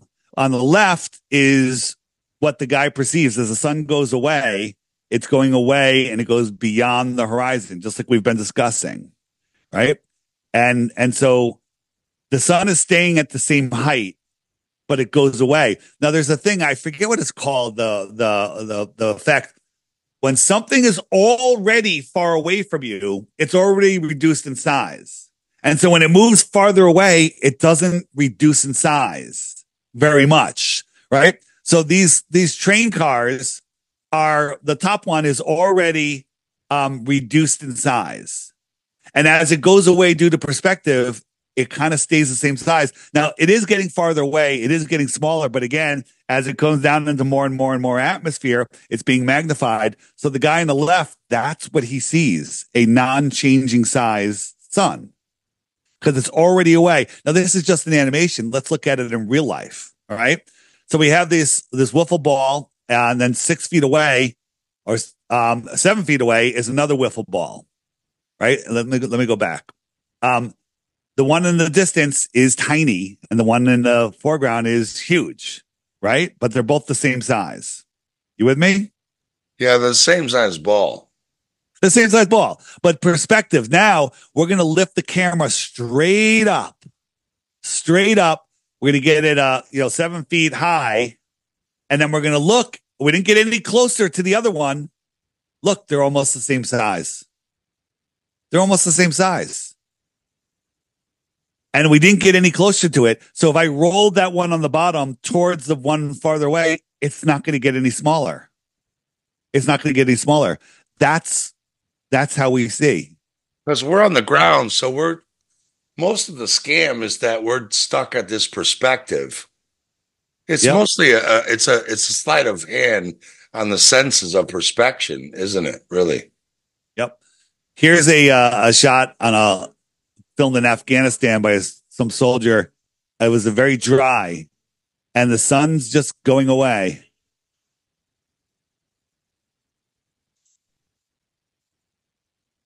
Is this person falling over backwards, or is that light just going away? It's just going away, but indoctrination will make you fight to protect the ball, right? The world is suffering from Stockholm syndrome. It's the number one cause, the number one disease in the world, Stockholm syndrome. Curvature, right? We all were shown this ship, in school, and like as it gets farther away, it gets it disappears from the bottom up. It's funny though, they did it on a stormy day where there's like 6 foot, 10 foot waves, and then every time they edit forward, the camera lowers itself. The camera clearly gets lower and lower, and it's such a deceptive video. It's unreal. Here's a Skunk Bay, a non-tidal bay, and just a time lapse throughout the day, and look at the beach. Look at the buildings. You can't even see the buildings right now, right? Oh, there they are. What's going on there? It's optical. Right, because the camera's not moving and nothing's moving. It's a still camera. So yeah, you're right. Yeah. The mountain in the distance is changing its height. The ground is changing its height. The mirroring, this is all just optics, and people just like, nope, ball. It's a ball. Gravity ball. Gravity ball. And again, your visuals bringing the top down and the bottom up. But I mean, the only explanation for this on the ball is that your camera's moving back 20 miles, right. But it's not, clearly. Yep. So here is, we have this pretty crisp horizon here, right? And this is the drone going up. And as the drone goes up, let me go back, right? We're here, and then we bring the drone up, and the horizon, we can now see farther because we're increasing our angle of view, our angle of perspective, right? Line a bunch of pencils up on the floor and then lay down on the floor and look at the first and second pencil. It'll be hard to see the third, fourth, fifth, and 10th pencil. Lift your head up. Now you can see more. Higher you are, the more you can see. You're changing your angle. So this horizon disappears. This is down at ground level and then up. This is Rob Skiba's. He figured out, we're talking about the atmosphere being magnifying, and he made this little thing, and this ship is just sinking right into the counter. It's not being pulled below. It's just going away. And what he did was he got a lens to simulate the atmosphere, for Forel lens, and it's hiding the bottoms of the buildings. They're still there on the table, but this is how we see. And this because the lenses, this is another thing I've heard people say, that the lens technology we have works like our eyes. So they're saying, how come this doesn't work on a technology? And this, like when they send balloons up in the air, if you have a fisheye lens, it looks curved, but when you have a lens that looks like we do, which isn't fisheyed, it looks straight. Yep. So this is a perfectly smooth marble table. Now put some waves on there, right? You're going to lose the whole city. Some waves in the foreground, it's going to hide the whole city, right? throw a pencil down near that horizon. It's going to hide half of what's left of those buildings, right? That could just be a wave a couple miles out. Then they say you're seeing a mirage, though, Dave. They'll say, no, the light. The light around the curve is refracting a mirage. Right. When the anti-flat earthers are arguing, ships, big cargo ships disappearing, every single example they use is on a super rough day, 5-10 foot waves, right? And in the distance, those waves create a false horizon. You can't see the waves anymore. You just see the tops of the waves, and that's your horizon. And the boats just go beyond it, right? They boats just go beyond it. Here is Felix. They love using Felix. I love this because to me, this is the fucking bust of all busts. This is it. Yeah. If you don't get this, people, if you don't fucking get what's going on right here, there's no chance you're going to get what's going on. This is the bust right here. Here is him getting in at 10 feet off the ground, and there's the horizon. And then at 128,000 feet, the horizon is at the exact same level. Okay. Only because that camera behind seems to not be fisheye. It seems to be a flat camera. Right. And the horizon not only should be 127,000 feet below them, it should be it should be way farther because at the distance they're seeing, it's like you have to double or triple that number. Whoops. What happened? I just lost my are we still am I you still Yeah, because if there was a curve down there, only on a flat surface can the horizon rise to your middle visual level and the top come down. right. If he were above a ball, you wouldn't see that out the window at all. He'd be way above a curve. Go look over a basketball. You would never see the top of a basketball. If you were 6 feet tall and a 1 foot basketball were sitting on the ground, how would the top of a 1 foot basketball come up to the middle of a 6 foot visual perspective? Never. Right. At that height, you should be able to see 618 miles. If you're on the Earth's surface and you wanted to see a building that was 618 miles away, it would have to be 250,000 feet tall. 250,000 feet tall just to see it pop up over the Earth curve at your eye level. But you have to remember that the 250,000 plus 127,000 feet high. So that horizon that we see right there should be 381,000 feet below the capsule. Yeah. But it's and still there. How high is Everest? Yeah. Yeah, get out of here. Yeah. 381,000 feet. This is like you standing on your kitchen floor and a tennis ball on the ground comes up to the top of your visual horizon. I think it's worse than that. I think a BB, a BB is blocking your view. Okay, while you're standing something up. like Imagine standing on your kitchen floor and you see a BB halfway up your wall. That's what this is. That's on the floor. Right. Yeah. That horizon that you see right there is 381,000 feet below the camera. That alone. Good night, everybody. Good night. Right? You can't see the curve from 20. Yeah. What does Neil deGrasse? Yeah. What does he say about that? Well, how did he explain this? Did he? You can't see the curve from 24 miles high. But rocket's trajectory follows the Earth curve, right? Right. This guy. Now, I have to ask you a question because Jaron and I differ on this, and it's cool. I don't mind differing with his opinions. I think he knows, and he's just a willing pawn to promote nonsense. Jaron thinks he's just indoctrinated, brainwashed. He believes what he's saying. What do you think? Well, you saw Alex Michael and Mike Wilkerson and I's video Space Cunt, so you know exactly what we think about him. He starred in their Space Cunt video, so that's all. I'll leave it there. He knows what's going on. He knows what's going on. Absolutely. Yeah. Right? He's a deceiver. This is amazing, yeah. Yeah, the Go Fast rocket, it went up, and at 72 miles, it goes kerplunk.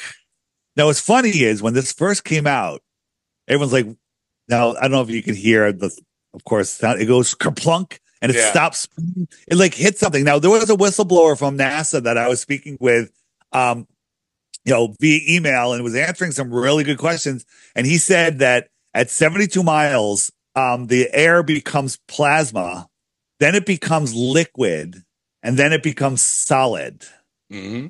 And that's where the firmament is. So there's liquid and plasma on this side of the firmament. And, that kind of makes a lot of sense, right? But look right there. You see on the top, you see the moon? Is that the moon? Yeah. That's the moon.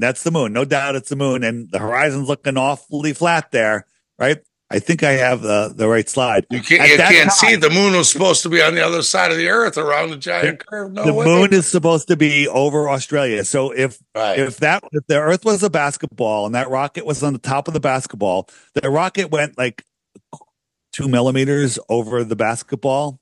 Yes. And the moon is a golf ball below the basketball. Yes. How did it see it? How did you see around the basketball? And how did that rocket go faster than the space shuttle gets that height? How did that rocket got there way faster than the space shuttle, which because it's a fucking balloon. It's a balloon. How come the space shuttle to get that height? Yeah. And Right. there's no way you could see around that curve. Yeah, here we go. Yeah. Yeah, so this is a shot, and again, this is the person that took this photo didn't even know what he was photographing. He got all these mountains in the distance, and these mountains are, over 700 miles away, right? That is over counting for refraction. We'll just give it to them. We'll give them refraction. We'll give them everything. Those mountains, the tops of those mountains are over 50 miles below the Earth curve. Of curve, yeah. 50 miles, and they're all refracting up and stopping at the level. Those three little mountains on the far left, those are even farther away. But how are they all in space in the perfect spot? They're all refracting up. You know what mainstream media and mainstream science says about this? Oh, God, go on. They don't say anything. They won't even acknowledge its existence. Will not How address many it. kilometers is 50 miles? It's just ridiculous. Yeah. Yeah. Now, this is people are like, well, why don't you go out and do your own tests? Well, a lot of us have. And by the way, these tests are a pain in the neck. They're not easy to do. When Jaron did his one that was filmed by Behind the Curve, it was a real problem, and the laser melted, and that's a whole other story. But, and then Netflix does a hit piece and edits it and makes it look like they prove curvature. But this guy went out, large bodies of water at rest lie flat. When they're cold, they freeze flat. So he went out on this lake at night, 6 inches, got his P1000, and he put these 4 lights that 8 miles, 7 miles, 6 miles, and 5 miles away. And they should be giving the globe every benefit of the doubt, adding in standard refraction, 30 miles, 30 feet, 22, 15, and 9 feet below the Earth curve. But for some reason, they all show up at eye level.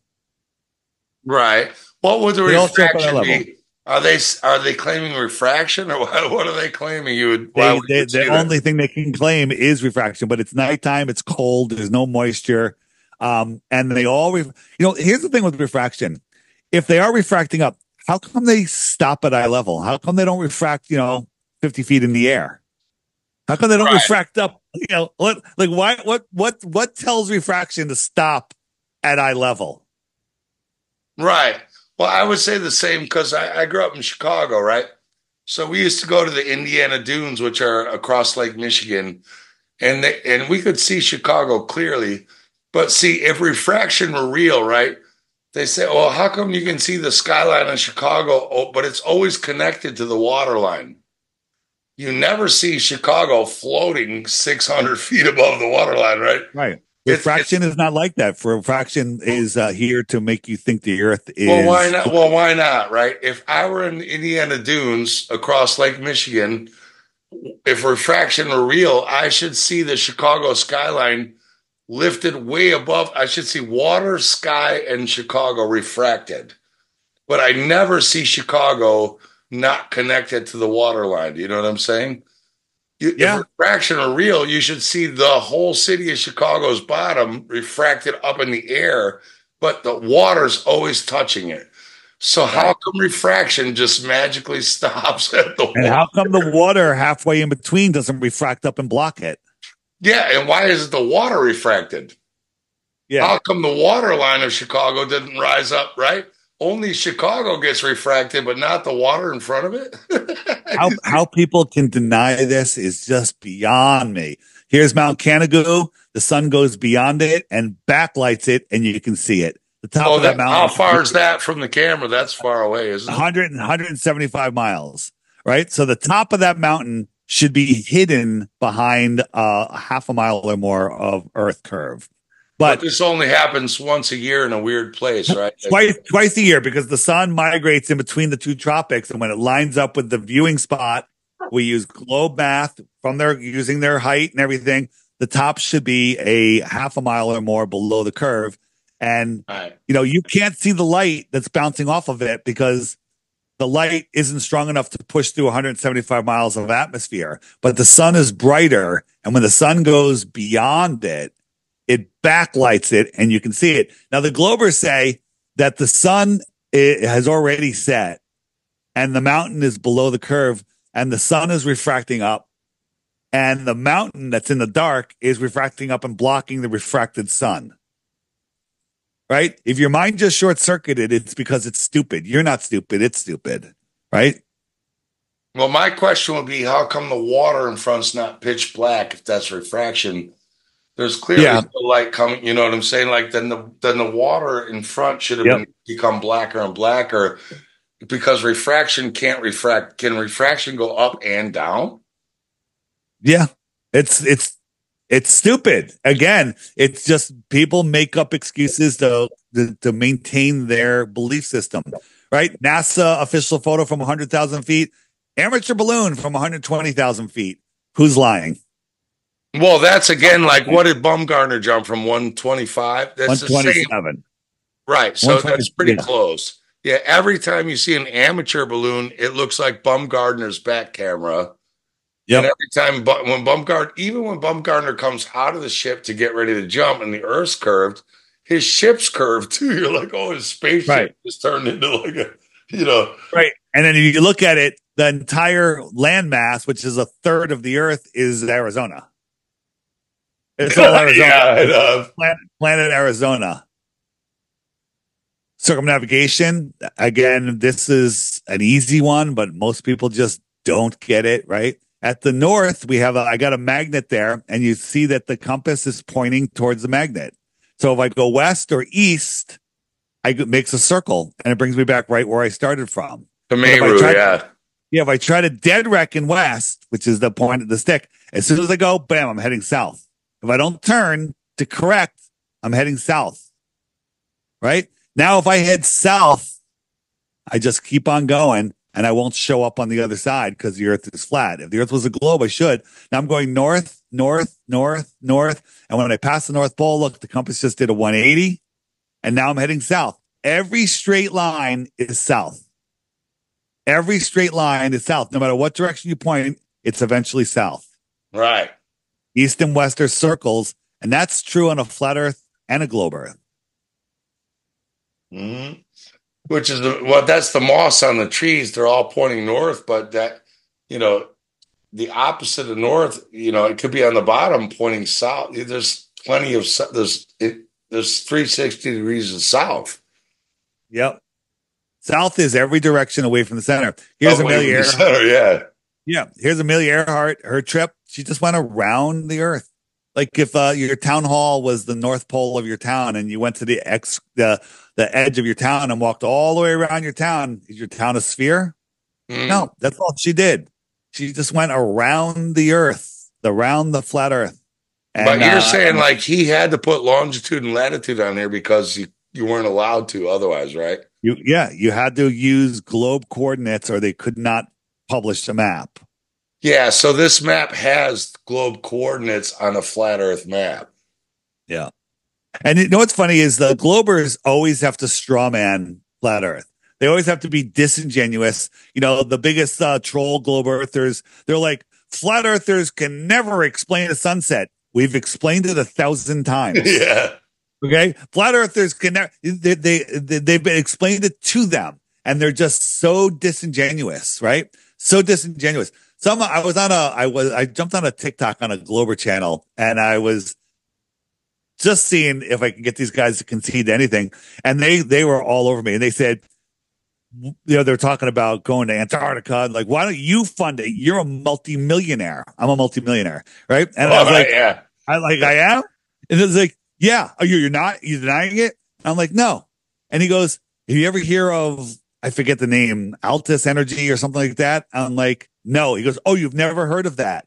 And goes, no. He goes, it says right here, David E. Weiss, you know, VP or, you know, CEO or whatever, you know, settles out for, you know, millions of dollars or whatever.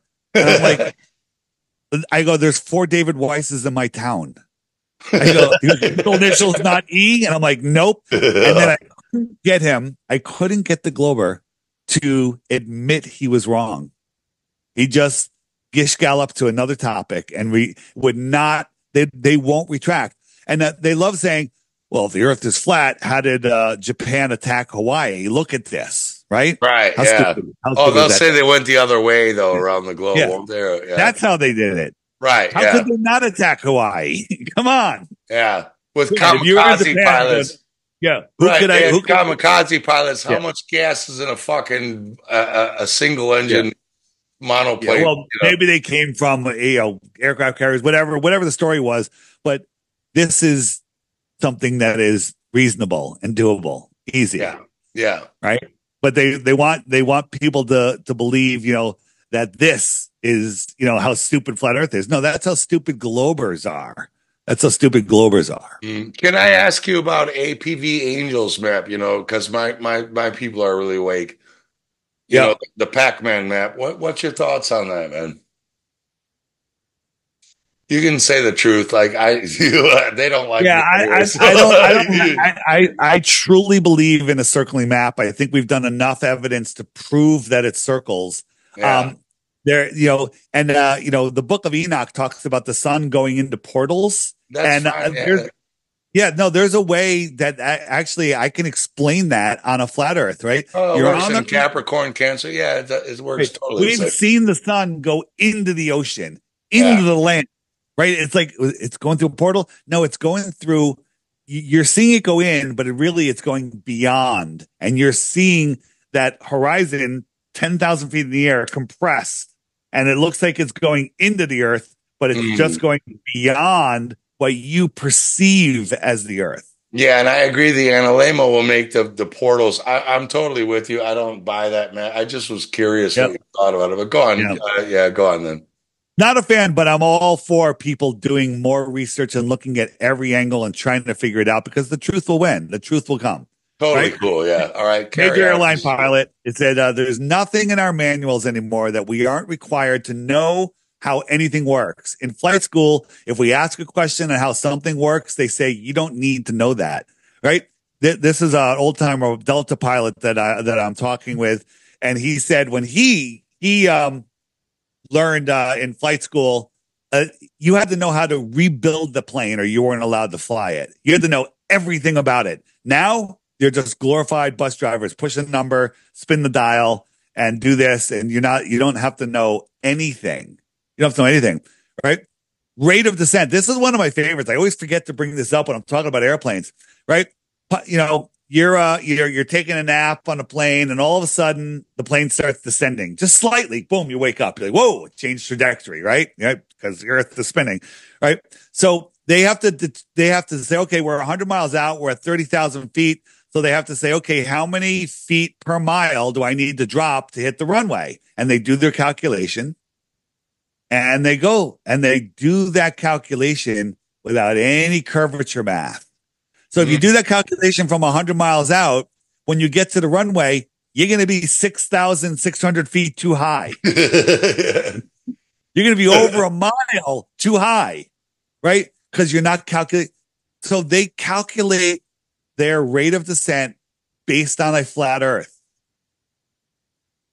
The pilots would be like, oh, I'm a mile high. Let me come around again. And then they do it again. They'd be wrong. They have to do it again and again and again until they're so close. They're like, okay, now I can land. Right. But they calculate it based on a flat Earth. End of story.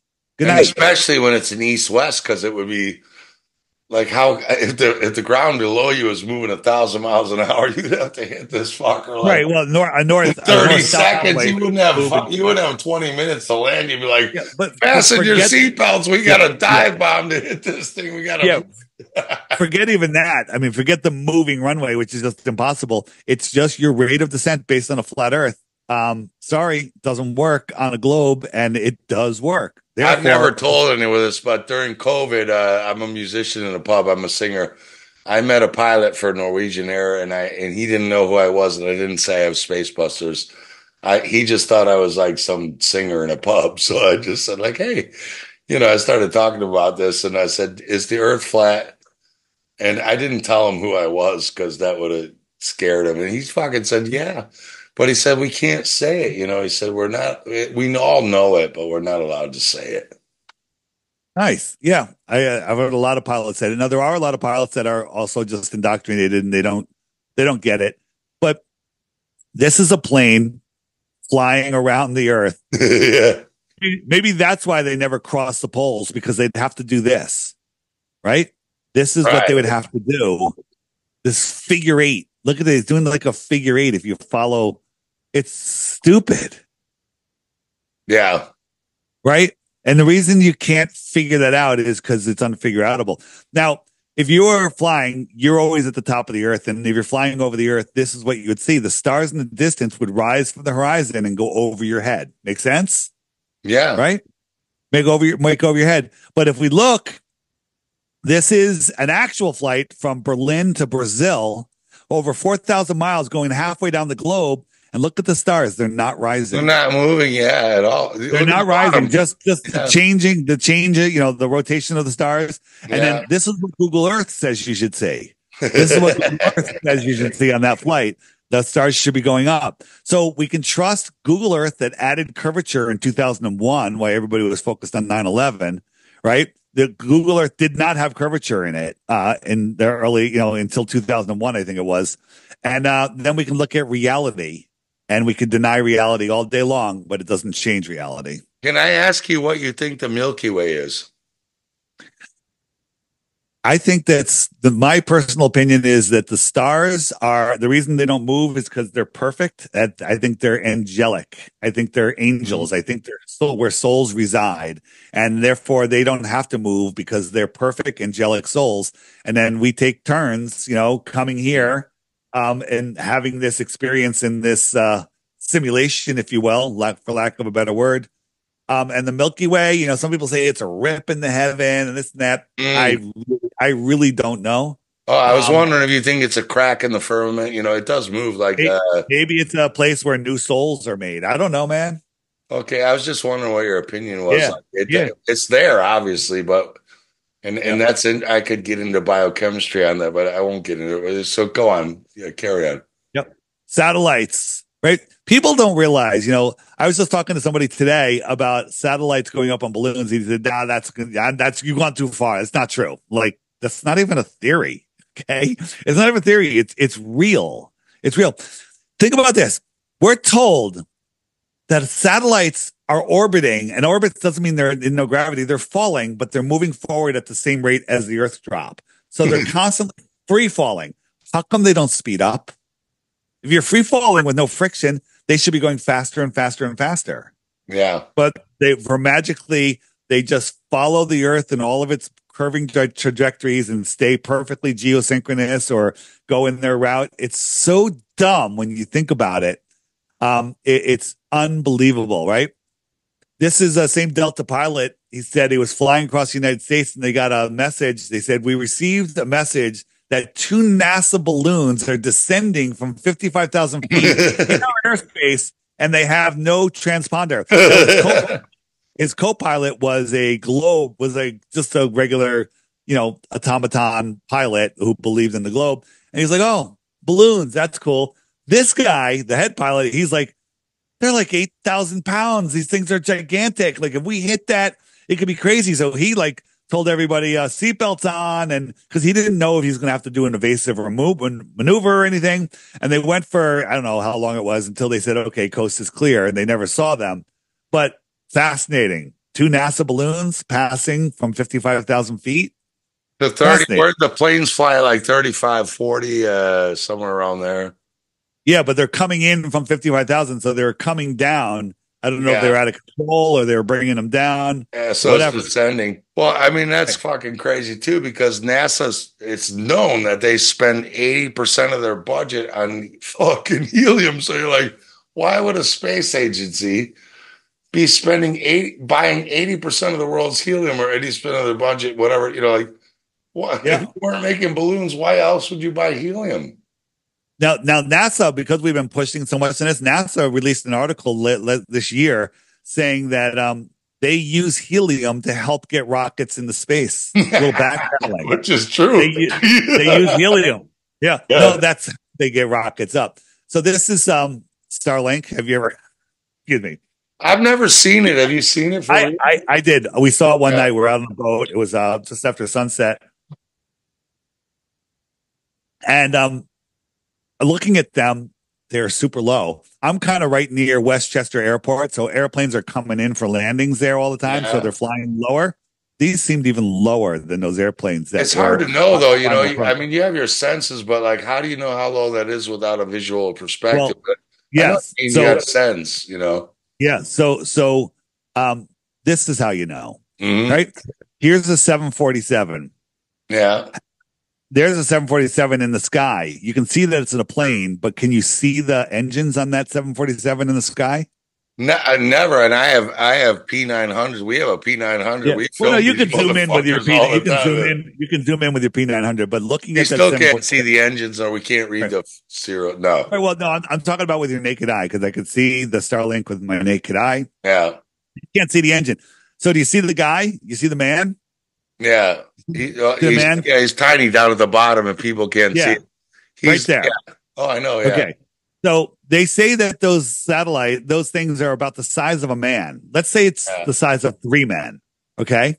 Yeah. Let's say they won't really tell us the exact size.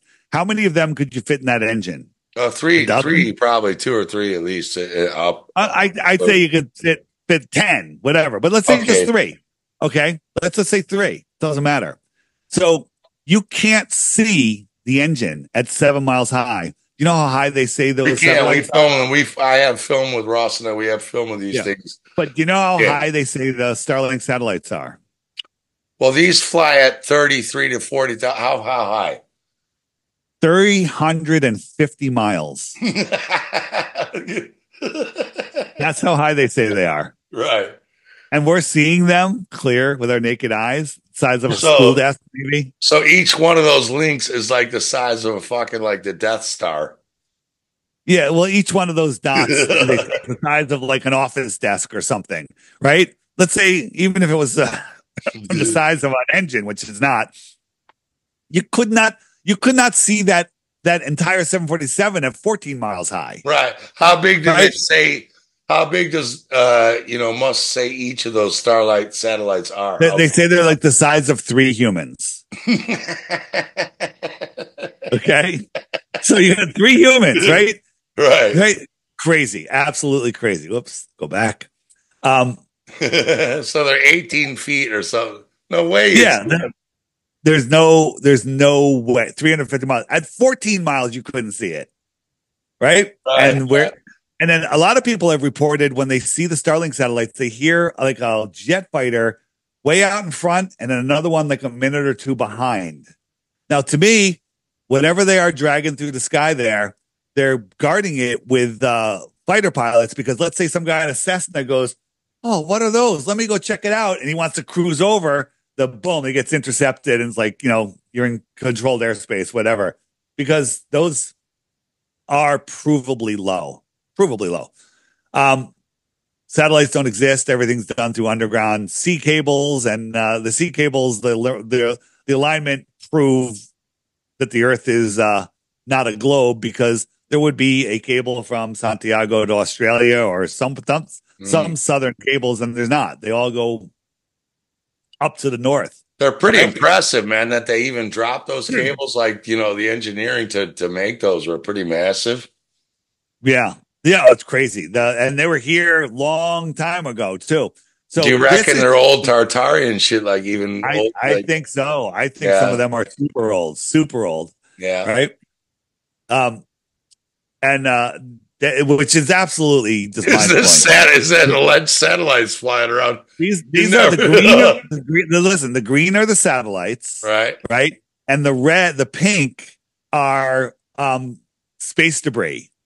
Okay, and remember, the Earth is corkscrewing through space, spinning, and we're keeping track of all of these things. Are just keeping their perfect orbits while that get a basketball, spin it, and then drop kick it as hard as you can. And then imagine satellites are flying around that thing over the same point on the basketball, some of them, right? And others are orbiting. And it's just going, all of this is going on. And NASA is tracking it all. Meanwhile, they can't find, flight M38, 370 or whatever, right? Well, it's funny because we've got hundreds of videos of amateurs sending up balloons. Have you ever seen any of this shit in an amateur balloon launch? And nowhere. You don't see any of this. A balloon. You don't even see balloons like NASA. Right. Where are they? And as I said before, these satellites are free falling through space. I had asked ChatGPT, if something's free falling in space, will it speed up? Absolutely. It'll speed up infinitely. And I'm like, well, how come satellites don't speed up? So And what height? What height do you think these satelloons are? You know, when our balloons go up to 120,000, our amateur balloons, how come I we don't think that see any of this? I think, well, also that'd be like saying, hey, I'm floating a grain of sand over the Pacific Ocean and I put up another grain of sand. How come I don't see the other grain of sand? It's a big space up there, but so it's a good argument. But these are anywhere from low Earth orbit to high Earth orbit. Look at this. They're all moving in different directions. They're all moving different directions, and NASA's keeping track of all of this. Okay, why aren't they moving the same direction? Shouldn't they all be moving around the orbit or whatever? It's because this is meant to confuse your mind. It's all nonsense, right? So we're corkscrewing through space, and those satellites are just, no problem. They're just mimicking all of those motions, following the Earth, right? No problem. It's so stupid that people can't see it. It's so dumb, so dumb. All right. So real satellite, and provable and Globetardia satellite. Right. Satellite section on there. I think that most of the satellite communications is literally just done through airplanes. Airplanes are like roving cell towers. They have power supplies. They have all the communication equipment. When I flew to Texas to go on Roseanne and Alex Jones, I uploaded 3 videos to YouTube on the way. Perfectly. You did. No problem. So you got online. Yeah. Yeah. So I'm online the whole time, making videos, uploading, checking emails, getting messages, right? Why wouldn't they use airplanes as roving cell towers? Is that why they tell you, like, don't turn on turn on flight mode? Yeah, maybe. Don't do it. Yeah, maybe. Maybe. I mean, there could be. I mean, literally, if it was a danger to the plane, well, how would they let people even have, cell phones on there? But I think that. Well, I think that's weird too, because you're like, well, if my cell phone knows the difference between me and Dave Weiss sitting in 22C, how come it doesn't know the difference between your INS tracker? Think about this. You've got a satellite phone. You're on Gilligan's Island. You're stuck in the middle of nowhere. There's no cell towers. You can't reach anybody. Is your satellite phone going to go 350 miles,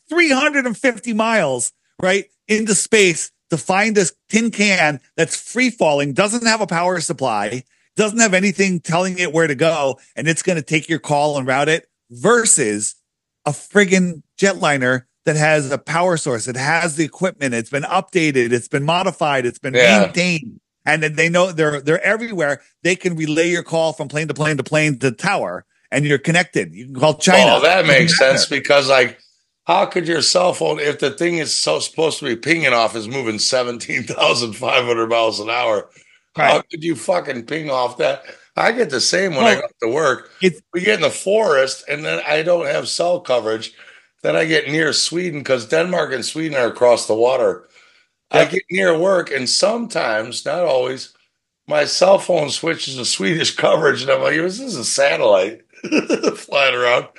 How come it's not woods on the way up, and how come it's switching? If you think about it, airplanes going 500 miles an hour, 600 miles an hour, and it's far away. So its parallax is very slow. When you're driving down the road at 80 miles an hour, cell towers are whipping by you, and you can go from tower to tower to tower. So connecting to a airplane is actually easier than connecting to a cell tower that's close by, because it's literally moving across the sky much slower than a cell tower whizzes by you on the highway, and then it connects you, and you're connected. And they're like, oh, you're using satellites. Nope, you're using airplanes. It makes sense, too, because that's a great fucking cell tower, is one that's 33,000. It's a great tower. It's at 33,000 feet, 33, of course. It's got power. They know where it is. It has its maintenance. It can be fixed. It has a power source. How does this friggin' satellite just work perfectly? Where's it getting its power from? Right. Where it's falling, it's free falling, and it's not speeding up. There's so many things wrong with it that people just gish gallop, right? Like, well, I'm not going to go there. I'm not going to think about that. But thinking about these things is is what makes you a flat earther. It's electric forces that hold our world together, says Walter Lowen, great MIT professor, right? The sun and the moon are the anode and cathode. The salt water carries the current. The land is the salt bridge. We live in a giant battery. Yeah. Right? We're crazy because we think down is the same direction for everybody versus globe Earth, where everyone thinks that down is in a different vector for everybody. That's normal. We're crazy, but that's normal, right? Buoyancy and density sort everything else out. Airships are lighter than the boat, which is less dense than the water, and the submarine is more dense than the water, and that's it. The electrostatic force is what brings everything down. Here we've got some helium balloons holding this button just above the floor, which is negatively charged. We're adding a positive charge and it goes down. Did we just change gravity or did we just change the electrostatic charge? We discharge it, it goes back up. Did we change gravity? Again, we had a negative charge and it goes up. And that's important right there because these experiments, shit's flying. Yeah, of course. How can you get a pool cue to fucking fly off the ground? You have to change the charge. I've got people writing to me. I won't say his name, but there's a guy who just bombs my page all the time. He's like, everything's naturally moving up. It's not electrostatic, like. Oh my God, the whole upward Earth thing. It's so dumb. You'd have to be accelerating it. It's so dumb. It's because they don't want to admit that there is a downward flow, a testable, measurable, scientifically provable, manipulatable force. Well, that's what these guys, they're flat earthers and they're saying, no, it's all moving up. And I'm saying, then why is everything moving down?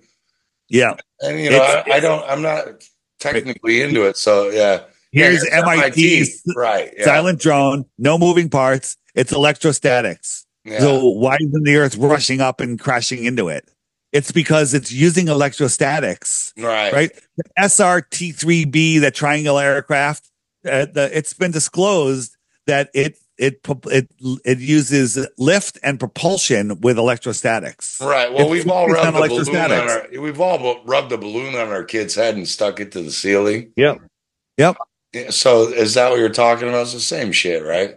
Yeah. So and they say this is all ionic flow. They're making up shit because they believe in gravity. They can't explain it. Yeah, ions are also particle physics, which are also make believe. Right. So check this out. The globalists say that the electrostatic charge is 10 to the 36 times the force of gravity. 10 to the 36 stronger than gravity. So if gravity is 1G, the electrostatic force is 1 with 36 zeros, which is a number your brain cannot comprehend. So if the electrostatic force, which we just tested, we can manipulate, is 10 to the 36 more powerful than gravity, gravity is 0. It negates gravity. It makes it 0. They're telling us the truth. I don't believe. Well, it's not that I don't believe it. It can't be 10 to the 36 more powerful than gravity because gravity doesn't exist. So therefore, it can be because there is no gravity. If you have that would be my question: is saying if gravity is a theory, how can you measure it as 33 to the 36 times? You can't measure something that's a theory any more than saying. Electrostatics are 20 times more than the flying unicorn. You're like, how the fuck did you measure a flying unicorn? You can't even measure gravity because it's a theory. So if I buy into that, how the fuck do you measure gravity if it doesn't exist? If I drop something, let's pretend gravity is real. If I drop something, I can prove it's the electrostatic force. And how can you even find gravity in there? It's nothing. Right. It's insignificant. It's ridiculous. Right. The law of large numbers. How long is 1 trillion seconds? Right? I think it's like a trillion years. It says long. 31,000 years. People get 20 years, right? 31,000 years. That's huge. 31,000 years. A trillion is 1 with 12 zeros, right? They tell us electrostatic is 10 to the 36, right? 10 to the 30. That's 10 to the 36. That's 1 trillion. Okay. Yeah. That's 1 trillion. And then every time you add 3 zeros, you got to times it times 1,000, times 1,000, times 1,000, times 1,000, times 1,000, times 1,000, times 1,000, times 1,000. Those are numbers are you cannot get there. You can't get there. Right. Okay. Tides. These are big because, anyone who lives in the UK, you can live 10 miles up the coast. The tides are totally different, 10 miles away from each other. Yep. How's Now that there's possible? well, if the moon is doing the gravity, no, it's not possible. But there's these tidal nodes all over the world where there's no tide, and then high tide and low tide circle around those nodes. That's fascinating, whatever it is. And Yeah. also, if the moon's gravity causes the tides, and gravity is gravity, how come when there's a new moon, which is when the moon is next to the sun, we don't have the massive tides that we do when we have a full moon? Because a full moon, the sun is pulling the water in one direction and the moon is pulling it in another direction. Remember, the sun can pull on Jupiter and Pluto. So it's got to be able to pull on the water, right? So when there's a new moon, the moon's just not lit in the heliocentric model. So you got the moon pulling on the water and the sun, remember, that can hold on to Pluto, is pulling on the water, but the highest tides are when they're opposed to each other. Wrap your mind around it. I'm in Copenhagen, Denmark, and right now the moon's up. I'm drinking a beer right here, and if it's pulling on the fucking ocean, but my fucking beer is not flying around in my cup, how come it can pull on the ocean? It only pulls on salt water. If you had salt water, it would pull, right? And now Neil deGrasse Tyson says there's a bulge. It pulls a bulge of water, right? And on the other side of the Earth, there's another bulge. And what's pushing the other side? Yeah, this is the official story. Ready? The moon is pulling the water away from the Earth on this side, creating a bulge, and then it's also pulling the Earth away from the water on the other side. I thought the law of gravity says the bigger body pulls the smaller body. Well, it's just a little tug, right? It's because the water on the other side of the Earth isn't getting as much gravity from the moon. It's so stupid, right? Here's a new moon, and we should have huge tides, but we don't. We don't have tides, right? You see these new planets from NASA? I'm sure they're not. I know you fucking CGI. So let's go. These are all frying pans. They're all the inside of frying pans. They're all just all cooked on frying pans. All right. And so I ask people, is this the sun or is it the moon? What do you think? I know the answer, so I'll just shut up, but I know it's neither. It comes through. Yeah, it's not even a sphere. We got blue lights, rectangular lights, red lights, right? But the way we see, look, everything turns into a sphere in the distance. That's pretty cool, man. So it's just the lights are, all right. Yeah. Right? So you're saying, are we really seeing a sphere in the sky? I think that the moon is a sphere. I do. I think the sun's a sphere too. I think you think the moon's plasma or what? I think the moon that we see and the sun that we see is not real. I think it's plasma, projection, whatever you want to call it. I think that the real source of those lights are within the firmament. Mm-hmm. Within the firmament. People say, "Oh, you're not biblical. God said he put the sun and the moon in the firmament." Let me ask you a question. When you put your milk in the refrigerator, do you put it under the refrigerator or in the refrigerator? Yeah. Okay. So if the sun and the moon are in the firmament, to me, that's above where we see the bottom part of the firmament. We live under the firmament. We don't live in the firmament. We live under it. What I say to people like that is I say, God didn't write the fucking Bible. Man wrote the Bible. Right. God doesn't do pen writing on pieces of paper. And the sun is magnetic. It's hot, radiant, white light. And the moon pulls energy. It's dielectric. It's black light. The moonlight is colder. Any idiot can go outside with a fucking gun and see that it's colder in the moonlight than in the shade. So the moon pulls energy, which means it's dielectric. And the sun is magnetic, hot, radiant. God didn't write the Bible. Man wrote the Bible. And even if God inspired that person to write the Bible, biblically, the sun is in the firmament, not under the firmament. Well, right? as you were, yes, and I like what Are you're we in the talking. firmament or are we under the firmament? Well, is the firmament even what you're saying the Bible says it is? Yeah, but if It's there's a a dome above metaphor. us, if there is a If there firmament is, above I think us, there is. if Yeah. there is, we're underneath it. We're not in Yes. it. We're Yeah. under it. And it Right. could be very thick. God's heaven could be in the firmament. I don't know. But there's nothing wrong about that. This is NASA Voyager or whatever. By Jupiter. Look at all this is over either hours, days, weeks, whatever it is. But look at all of the movement of those clouds, right? You got this giant storm. Everything's morphing. Never changes though. It's always that. Yeah. Yeah, but when we go to the original picture 2014 and 2016, they go, look, we got the northern lights, right? Look at that. Look how That's stupid is that? so bad. It's Where so were they in bad. 20? That's really bad. But if you look at every little thing, it's exactly the same. Exactly the same. Right? And gas, Right? that's a gas planet.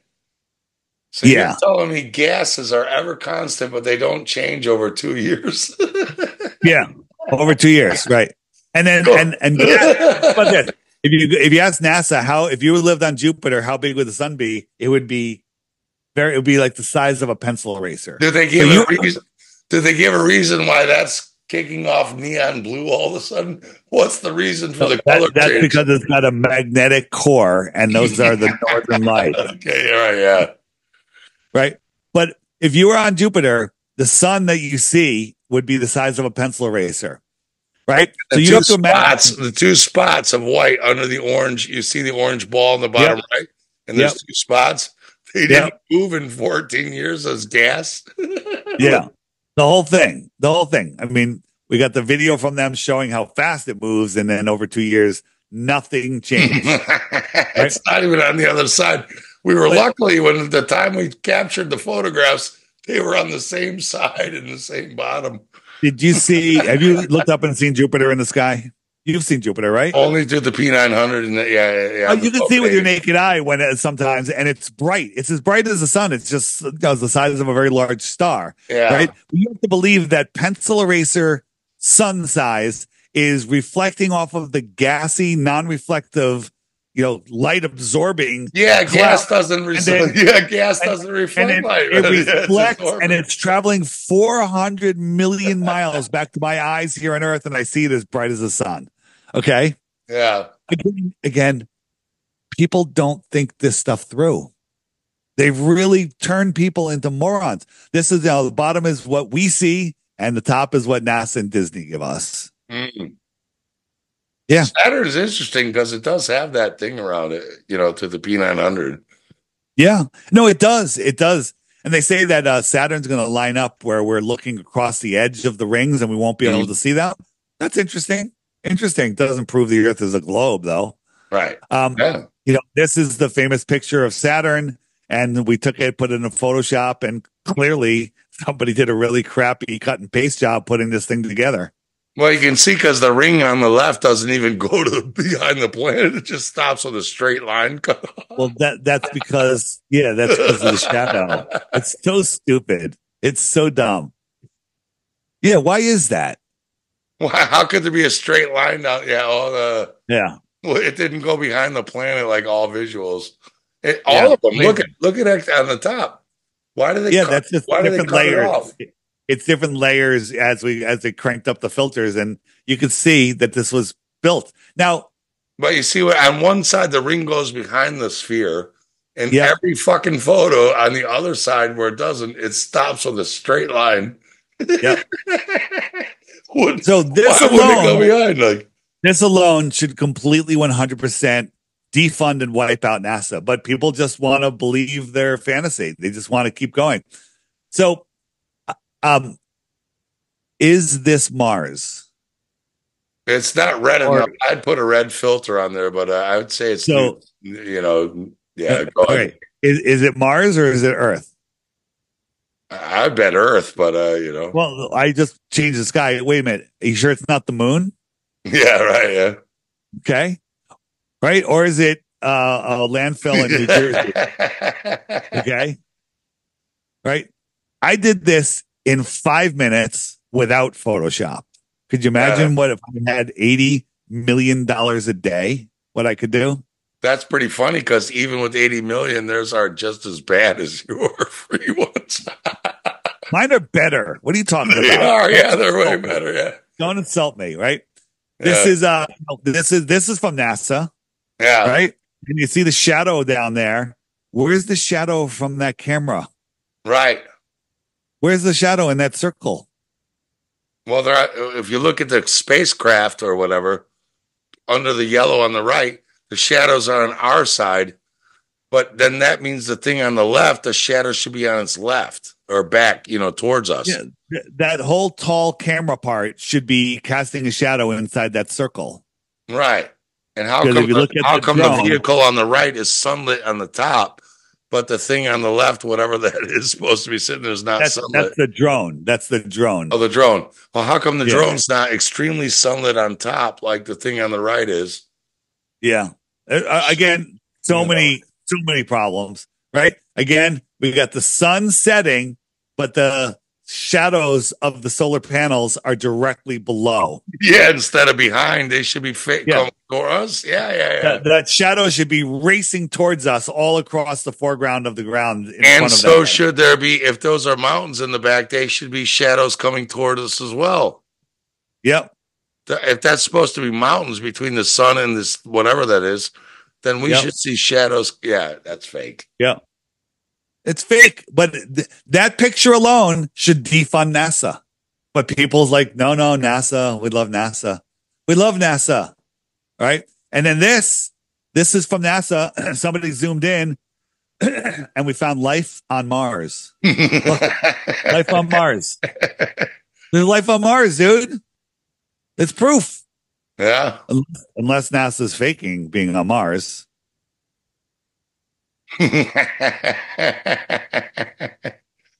Also, the Maybe shadows are. maybe it's a stowaway. He was stuck there and then he came out and he's frozen in place.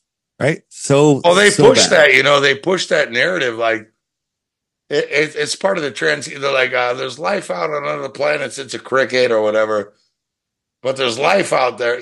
That's how they push it because they're like, you're ruining this planet, and our chances are to go to the. If you fund us more, we'll let some of you go to Mars and live again. You're like, who wants to live out on that fucking thing?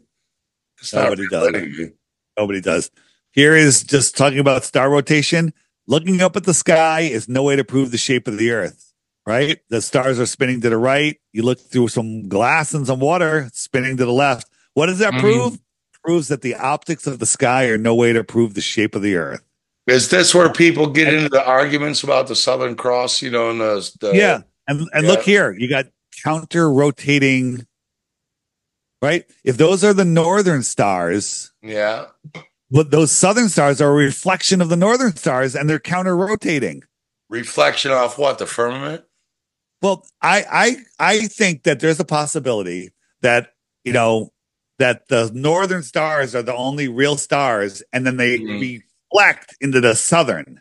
So you got counter rotating no matter where you are, counter rotating stars, and that they're all the northern stars being counter rotated. Again, I don't know. So they're inverted, so they look like they're moving backwards. And yeah, correct. right, yeah. Right. And so here's another thing. From there's only 20 minutes a year where you can see the Southern Cross from 3 different continents. Right. There's only like 20 minutes during a certain time. And the thing is, if you're looking from South America or Australia, the Southern Cross should be upside down for one of them, but it's not upside down for anybody. It's all right side up at the same time. Right. I've seen people saying you can see this again, 33, but I've seen people saying the Southern Cross has been recorded in northern Texas. hemisphere. 30, Texas, 33 degrees above, but still, yeah, right. So this is a time lapse of the Earth turning or the sky turning, right? I'd say sky, yeah, of course. But this is what they want you to. This is that some photographer just basically locked his. Well, why is the Earth turning now? Now it's the Earth turning. Yeah, because he locked his camera on a star, and then Right. he's having it follow that star, so it looks like the Earth is turning. But Yeah, this because wouldn't. right. Yeah, that wouldn't if you're on the Earth, that wouldn't even look like that, even if it was a ball. Right, right. But a lot of people see that and go, "This is proof that the Earth is turning." It's a camera trick. Right. But the Just, sky's it's not just a moving. camera trick. Right. Photos of Earth, one of my favorite. I often forget to talk about it because I'm so sick of it. But the indoctrination started with the first iPhone, where everybody had the blue marble on there, and we all know the story of the blue marble. It was made in Photoshop because it has to be, and they clone stamp the clouds because they're lazy. And this picture alone should defund NASA, 100%. Right? This is from the International Space These are Station. ridiculous. Yeah, these are Yeah. fucking. Did But you if notice you, though? Like Ross and I used to troll the NASA. Remember, NASA used to have the ISS live feed, yeah, and Ross and I used to troll it when it was flying around this shit, and they stopped doing it, and then it went yeah, black. Remember, it went black for like 6 hours a day because like, yep. So first, that's not even a sphere shape, but what's the green if you line? look, What's that green fucking line around the that's top? the atmosphere, man. That's the thin veil. It's the thin veil, dude. You But don't see it's green though. all of these land features are in that little circle. So Right. the rest of the world is on the other side. This is just a fisheye lens from a plane, an airplane. That's it. Yeah. So stupid, right? This is the 2002 or 2012 blue marble, right? And Florida's here's as big as the Earth. Florida, look, you yeah, see how big Florida was? It was like a third of the Earth. Look at that. Look yeah, at it's pretty big. So Florida. look at the United States. It's taking up a huge amount of the Earth, right? Right. So if we take the map of the world and we put that picture there, which kind of fits in perfectly, Yeah. weird, right? All of that other land is on the other side of that ball. It's the same size as All of it. Florida in the U.S. All of that land is on the other side of the ball. Okay. Right. This picture alone should defund NASA. This picture alone should start a revolution. Yeah. Okay. People should wake up. This alone. They don't get it though. They don't get it. Shut down all astronomy, all right. colleges. Everything should shut down because of this picture alone. There should be lynchings in the street of officials and government officials because of this picture alone. This is important what you're saying, Dave. Like, let's slow down here if you don't mind for a second. Sure. The ball you have in the middle, right? You've got Florida to the west coast of the United States is half the equator up, right? Yep. So that leaves half the equator down. And then that means the rest of all that shit, Asia, which is 5 times bigger, should be on the other side in the same. People look at Africa and Russia and Australia. It's all on the other side of the ball. But they have to, if they're on the other side of the ball in the same fucking latitude, they should be as big as the United States to fucking California, right? Yeah. So what you're saying is crazy. really important. I've seen you present this, and people don't get the magnitude. So I'm going to stop. Look at this ball. You've got the starting of Mexico to Florida on the right or the left. That's as big as the top of Africa, Asia, and all that. Where does it fit? And then you got the whole Southern America. Look at like Florida to Western United States. Where is South America on that? It wraps around. So that wraps around. So that has to take a third of the other side of the ball. So where did all the rest go? You're right. Yeah. If you understand what you're looking at here, and I don't think people do, you cannot say the United States takes up 1/2 of the earth. I know. And then it's crazy. There's another shot that has basically just Africa covering one side of the earth. So then the other side of the earth just has Africa. It's crazy. And then again, people love denying it. Well, they're not far enough away. You're not seeing the whole thing. There's a lot hidden on the sides. The diameter of the earth is 7917, right? We can measure across Mexico and Baja, and it's 934 miles. We can actually measure that because we're here on Earth, right? 8.4 of those segments should fit between the two red lines, right? Yeah. 8.4 can fit on the slide, right? If for this radius to be real, I should be able to fit 8 of these segments in between those two lines. I can fit maybe 3.5. Right. Not Yeah. even, yeah, 3. All right. And Mm. okay, game over. This photo alone should defund NASA and put all politicians in jail. Because they're claiming that Or this is NASA. a real fucking picture of the Earth, even though we know it isn't. But they're claiming Yep. they Yep. took this, right? Yep. 100%. Right. And I remember when this came out, they're like, look at the Earth now. It's so the global pollution, the global dimming. Look how dim we are, right? From Right. 1978, we're much brighter, and now 2017. Look at the clouds; they're the same. They're the same. Do they do this on purpose? Question for you: Is this Well, done on look at the purpose? color. Look at the color. Yeah, They're both sunlit from the front. You're like, oh, the sun's. yeah. Same clouds, same clouds. Mm. So, do they do this to see how stupid we are, or are they that stupid? What do you think? Hilarious enough, it must have been taken at the same exact time to get that exact sun covering. Or Right? it's just a painting. It's just a painting. Of course it is. Yeah. That's crazy. Yeah. Yeah. So people say, "Oh, they didn't have Photoshop back then." I think they had Photoshop hundreds of years ago, but that's just me. What would be harder to paint? The picture on the right or the photograph on the left? Well, I'm a painter, and the one on the left with the lights in the glass, that's fucking hard. All right. That's a painting. Yeah. That's a painting. That's hard, man. I'm a painter. That's not a photograph. That's a painting. Right. Right. So if you can paint that, you think you can paint this? And they admit they do. The guy who did those, they admit they're paintings. Yeah, it's a painting. It's a photorealistic painting. So shut up about not being able to fake the Earth because it's so easy. And then this was from NASA. Yeah. It was a hurricane 400 miles wide. You know what the curvature in 400 miles is? I didn't know the hurricanes, followed curvature, right? But if we look at the curve and we put it on an Earth, okay, that means it's 400 miles. The United States plus way out of the ocean is only 400 miles. Right. Yeah. Yeah. Which was a tiny 1/4 of that other map. What's going on here? But that hurricane took across the whole Earth. Yeah. Look at that. So that hurricane goes all the way across, right? And look at the bent solar panels.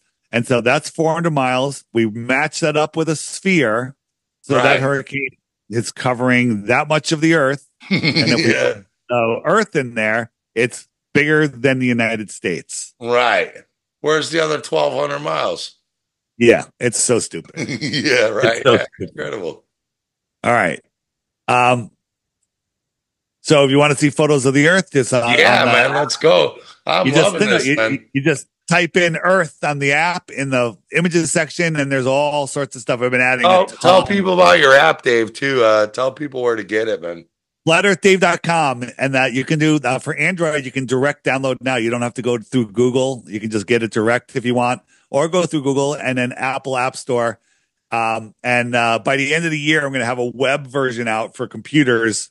But the app does a ton of stuff, and it's got the friend finder on it. It's got a dating app on it now. It's got a meetup maker.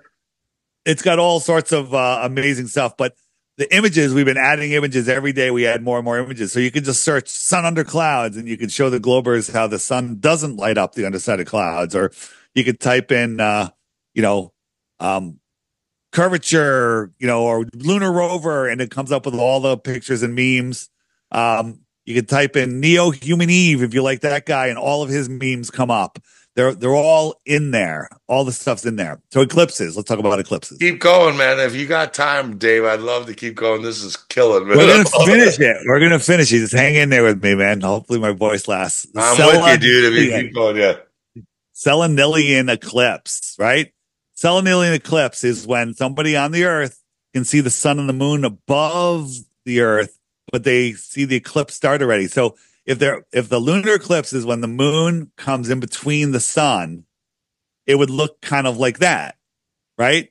But the Saturnian eclipse starts when the moon is and the Earth is below the sun and the moon. It can be seen by somebody, and then the shadow comes in from the wrong side. The shadow comes in from the wrong side. You know what the astronomers, scientists call a Saturnian eclipse? They have another name for No, it. They call no. it the impossible eclipse.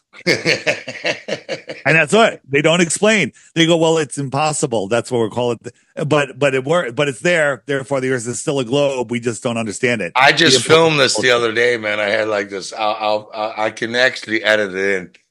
The sun was low behind me. The moon was high in the sky. And then like the shadow was just way on the wrong side. And you're like, how the fuck? I turned around. I even put a compass readings. I said, like, I'm looking north, northwest, and I'm looking, I put compasses in. And it's like, there's no way this thing could be casting that shadow. No way. But I can't believe in thousands of years, no one else ever said, hey, how is this still, how are they getting away with this? If I Yeah. could figure this out with an iPhone, are you telling me like the world's astronomers couldn't? What's the explanation? Yeah. I mean, I can steelman that for the globe. And the argument is that the sun is far away and it's just the perspective is making it low and it's actually higher. And that's actually not a bad it's not a bad argument because you can do a demonstration of that. But again, it still is a crappy argument. There's no way that shadow could be there if you're on the Earth. It should be I'm with opposite. you. That's what the Globers say. Right. That shadow should be down at the bottom, going the other way. Here's a solar eclipse. It's supposedly the Right. moon blocking out the sun, but you never see the moon. You just see what I call missing sun. Missing sun. There's just missing sun. It's funny you can see the atmosphere through it too. Like if it were, it should be black. Yep. On the FAQ page, there's the eclipses section, and I encourage people to go there and watch that stuff. Day and night, right? This is a good one. If the Earth was a globe, then only 50% will be in light at all times, no matter what, how you tilt it or spin it, right? This is on July 8th. All of this is in light at the same time. All of that is in light. This is what the Weather Channel showed. How do you have a single source light up that much of a sphere? Mm-hmm. Go in a dark room, get a basketball, get a single source light on the far side of the room, and tell me that light can wrap beyond the halfway point of the ball. It can't.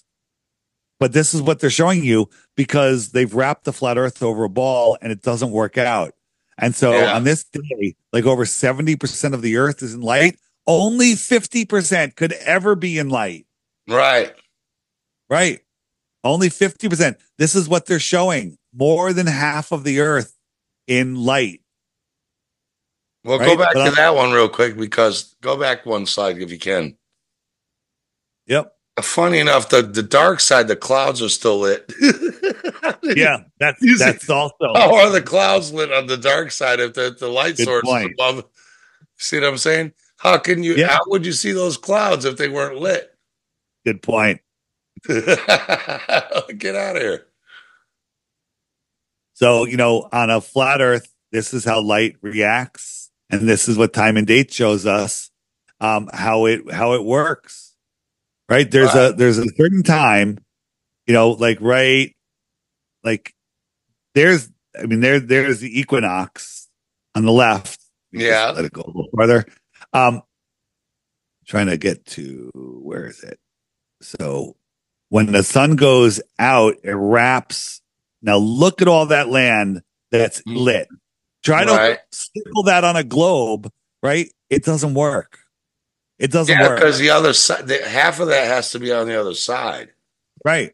It doesn't work at all. It doesn't work at all. Right? Well, this is what people are yelling at Jaron about. We'll do this for the nerds.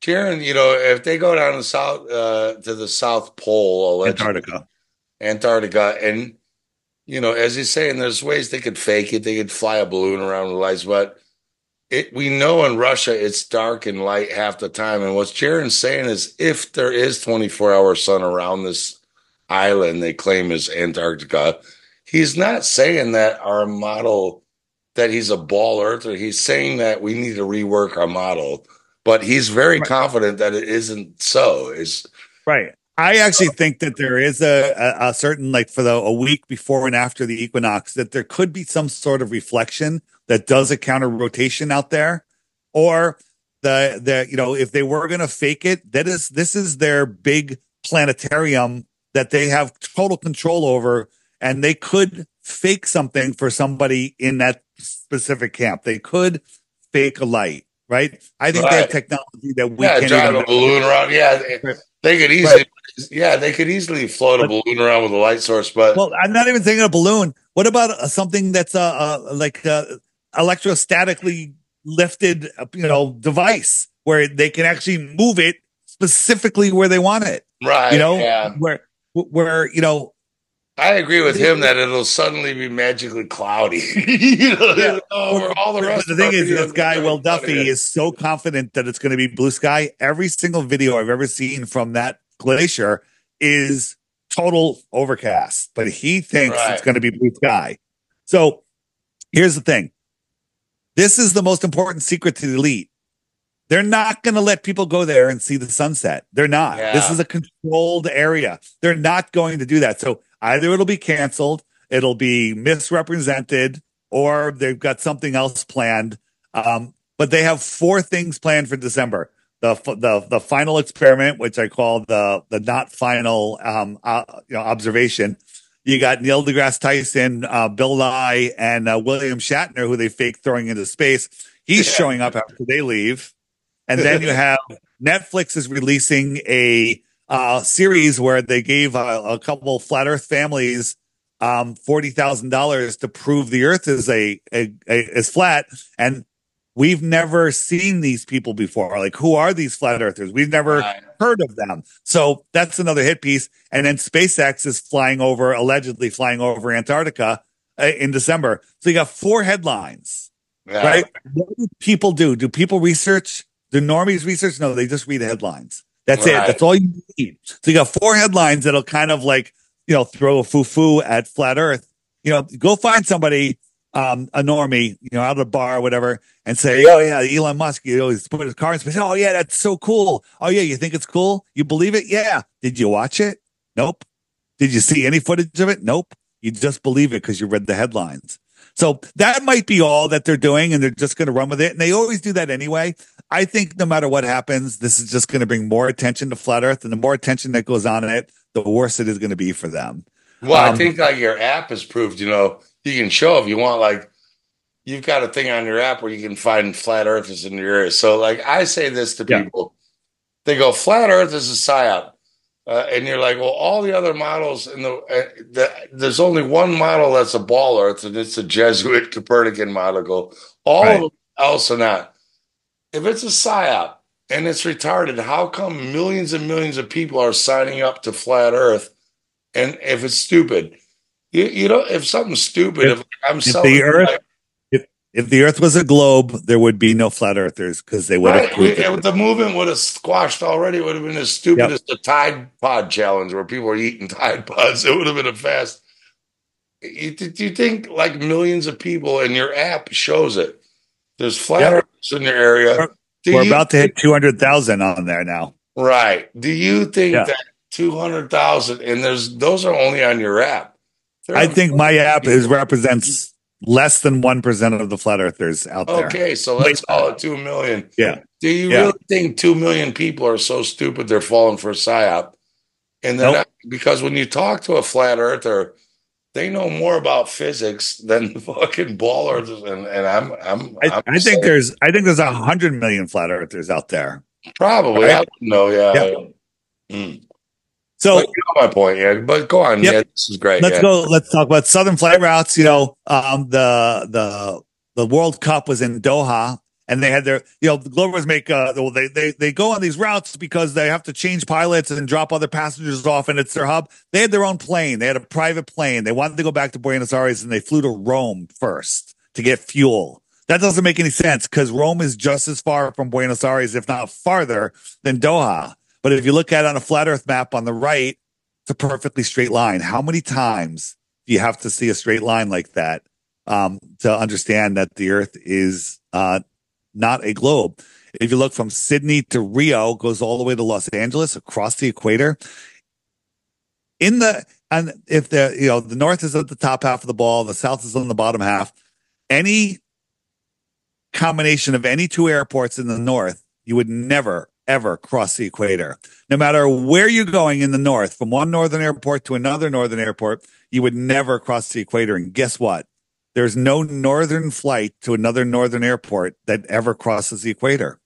But on the on the southern flights, they do it all the time, which only makes sense on the flat Earth. If you look at this flight from Rio to Sydney, it stops in Los Angeles because it's halfway, kind of like a straight line there. It makes so much sense. This is one of the most damning fucking evidences there are these. Yeah.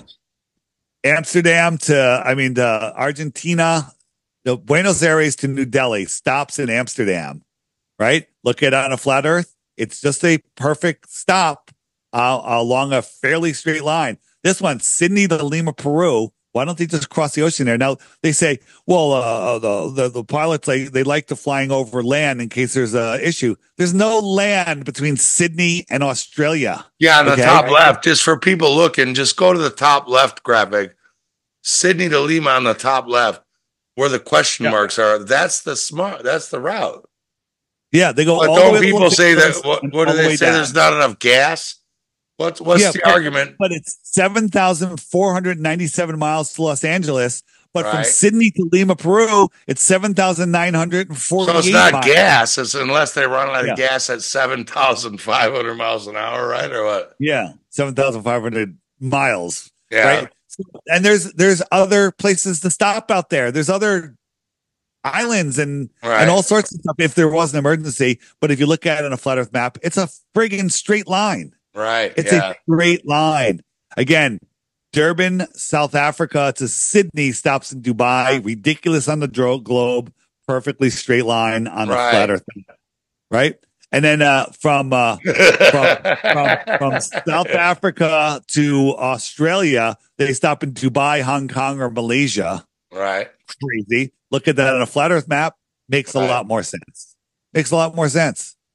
Right. My favorite one is this one. New Zealand to Argentina. Now the Great Circle route, which is always stupid, says the shortest trip is right across there. Doesn't go over Antarctica. There's islands out there. If you need to stop, there's all sorts of places, but it doesn't go there. It goes from New Zealand to San Francisco to Houston, Texas, and back down to Argentina.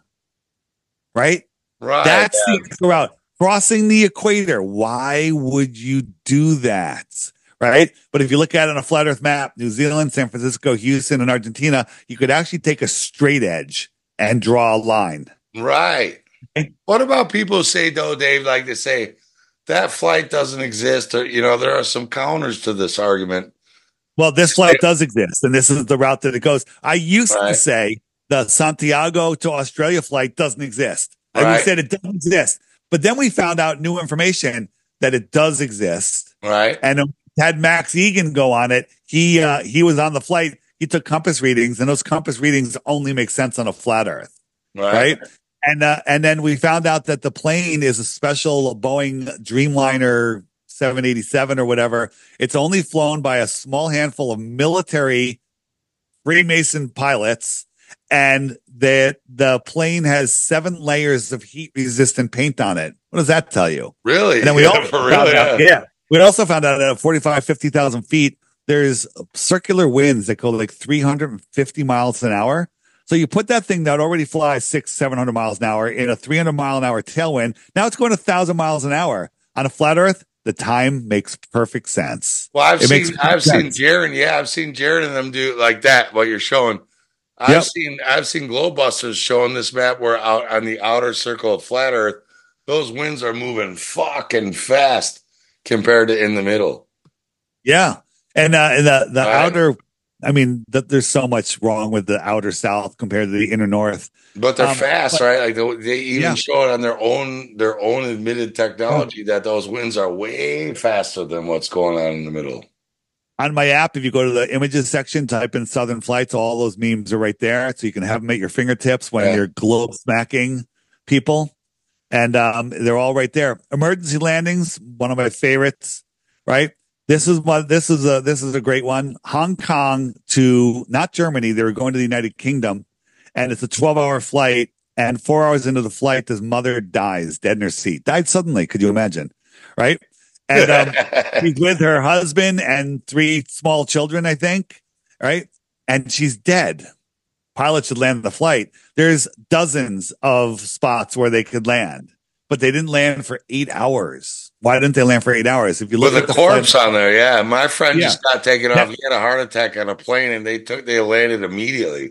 yeah. Could you imagine sitting next to your dead mother for 8 hours? I mean, those kids are destroyed. I mean, this is horrible, right? Yeah. So, the flight was over Russia.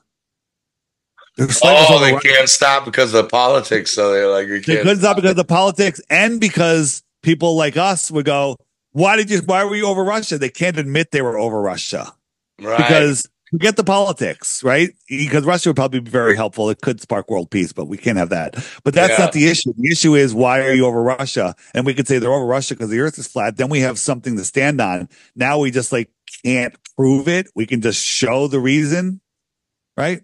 right. Chicago to Doha emergency landing in Moscow, right? So when the emergency happened, it's like 1,000+ miles out of the way. They landed there in 10 minutes. Yeah, on the right Okay. side, you can see the red line It's straight Moscow's away. right on the flight. But a lot of times when they have to do these emergency landings, according to the Globe, the emergency landing place is 1,500 miles out of the way. They get there in 15 minutes. Well, what do you think How's the that? pilot? Do you think the pilots must know, man? I can't imagine. Most pilots know. Other pilots are just like, go here, go. They don't know. They're not looking at Yeah, they're not looking at anything. They're just following, turning knobs, and doing their job. they don't see But this at all. I can't imagine you're a pilot and don't see this. I've been speaking with lots of pilots, and some of them say they're flat smacking their co-pilots, and they're too indoctrinated. It's Right, amazing level of Stockholm syndrome. We got the emergency landings book, which is you can find on my website. That's documented all of these, and they're all pretty good. A couple of them are like, you know what, that doesn't really prove the flat Earth, but they are interesting. But there's plenty that do. you made a book Meteors, though, right? Didn't you make a coffee table book about that? I made a coffee table book, not about Yeah, emergency landings. That one's on there. That's by Eddie Ankar, Flat Earth Banjo. yeah. And it's a good book. You could also find the free PDF online if you want to just have the records. Meteors and asteroids are always a good one, right? We always see meteors coming in at an angle. We never see them going straight down to create a perfect, they would create a gash, Right. right? We create a gash, right? Now, this is what we see meteors coming in, but somebody filmed this out in Nevada. These airplanes flying low, shooting these fireworks, right? What are they doing? What are they testing? Is it possible that it looks exactly like these meteors that we're seeing? Right. Well, Maybe that's all we're seeing. Eru from Globebusters sent me a video of a fucking meteor going down this, and then it took an S turn and went the other way. Just like, here on a second. Oh, really? I I've didn't got a see that video. one. I've got a video of a meteor making an S turn in the sky. And yeah, why are they straight down? They should be, Yeah. like Superman, that movie where like, These are just geysers. These yeah, craters you see, meteor crater versus a geyser. They're the same thing, there are right? people Meteor also crater, talk about the giant geyser. trees, that these might be the giant tree stumps, but that's They a, could yeah, be. They could be fallen angels. There's 200 of these big craters, and there's supposedly 200 fallen angels, right? Who right. knows? Who knows? But you So, also never see a meter going up, where if you were in a spinning right. ball flying around in the corkscrew, So if I'm on the north and I'm right, watching these meteors come down, somebody in South America would see meteors going up, and right, vice yeah, they should, yeah, right. They and vice never have. versa. Somebody in South America seeing them go down, with North America, we'd see them going up. No one's Right. ever Have you seen ever meteors seen a going film up. of a meter going up? Have you ever seen any meter going up? No, nobody has ever. Right. NASA, right? Founders of NASA. Well, Ronald Hubbard, the founder of Scientology, Walt Disney, a cartoon films producer, Werner von Braun, ex-Nazi, Jack Parsons, and Aleister Crowley, just a nice guy, right? Yeah. These are the founders of NASA, right? Werner von Braun with his, hey, stick it in your face, revelation of the method, or dying with deathbed confession. He wrote Psalms 19:1, the heavens declare the glory of God, and the firmament sheweth his handiwork. Talking about the firmament. Why is that on, a rocket scientist's gravestone? This is my favorite about Werner. In 1957, he wrote a book called Project Mars about a rocket that he's going to take to Mars and start a civilization there. And the leader of the civilization's name was Elon. It's Elon. Yeah. His father was kicked out of Canada for being the head of the fucking transhumanism movement. Yeah. And then on the left here, we have Elon's early rocket that he says, we're going to take this to Mars. Looks a little similar. And then one day he tweeted, I think I want to make the nose a little pointier. Okay. Is he trolling us? This is his rocket. Now whoops, let me go back. This is his giant rocket, and you can drive a Mack truck underneath that thing. So it is gigantic. And then we're just going to watch. I cut out some clips in the middle, but I don't take it out of order. Now watch. That was one edit, right? 2 edits, right? Onboard camera, 3 edits. Onboard, offboard. That little flame. That's fake as shit, right? That's fake as fuck. Yeah. 4, 5. That's so fake. Yeah. Edit. And wait a minute. Slow it. Pause it. Look how slow it's going up compared to the one you showed me before, where the amateurs fucking shot this rocket up and it was, and then in 3 minutes it was up at the top, right? This one's bigger, right? So look at now look how high it is. Now look how low it is. The ground camera, we're getting a side view. Now look at the smoke. Use your God-given common sense. Look at the smoke. It's now falling. How high is it? How high is it? It's now falling. Now look at the smoke. Watch after this clip. It's going to edit, and they're going to see slower smoke. Look how slow the smoke is. This thing is 10 tons falling, right? 10 tons fall. Now look how high it is all of a sudden. You can almost see the Earth's curve, right there. Now, how are we filming the side of this from the ground? The clouds are behind it, so it's got to be lower than the clouds. Yeah, and it's filming the side. So how is that possible? Now it's lower than the clouds. So how can it be lower than the clouds if it was just fucking 100,000 feet above the clouds? And now look how the clouds have changed. It's like total cloud cover. So watch. 3 engines are going to turn on. It's magically going to balance upright. 2 engines are going to burn out. The photographer is going to get right underneath it after a really bad edit. And then 1 engine is going to land it. So 3 engines on, edit. He's underneath. Now watch. 2 of the engines are going to burn out. Ready? 1, 2. And that one off engine is going to land this thing with a whole bunch of CGI smoke. Ready? CGI smoke. With a cut. Yeah, with a cut. And it lands upright beautifully. Right? Look at the laser beam smoke behind it. Like, what laser? Yeah. Oh, my God. Right. If anyone that believes that's real. Now this is the rocket coming in for a landing. This is another one. Watch it explode. Now watch these people's reaction. Nothing. I don't care. Not a flinch. You'd be like, oh my God. Holy shit. Holy shit. To be ducking, right? Nothing. It's so stupid. Right? This is, they're excited. They got a lemon. They got some fresh fruit that came up and they're playing with it. Look at the lemon. Is it shows real? Through their fingers too. Yep. Okay. Through their hands. Your hand doesn't cover the lemon. Oh my God. Yeah. Yeah. So this video alone should defund NASA. Look at that hand. It looks like a claw also. Yeah. I mean, it looks like a friggin' reptilian, hand. Right? Again. And why would you be wearing a watch in space if a watch is set to a time zone on Earth? Well, so you know what time to do things. You have to have space time. You got a watch and you're like, you're from Florida. What time is it? You're like, well, if you're flying around 17,000 miles an hour, You can Your argue watch that doesn't they mean need to anything. know what time they need to do things. So they Yeah, have you know, what space time is it on station. Earth? You're like, well, where are you around Earth? Why would Yeah, you be wearing a watch if you're flying around every time zone every 10 yeah. minutes? So this ball is real, filled with helium. But look up top. Where did that come from? Yeah. Oh, they're It's showing you augmented reality, and they even have the little beaming in graphic and noise. They're that. indoctrinating kids. This is all just indoctrinating kids. And then where did he come from? Where did he come from? Yeah, he just Where yes. where did he come from? Yeah, where did he come from?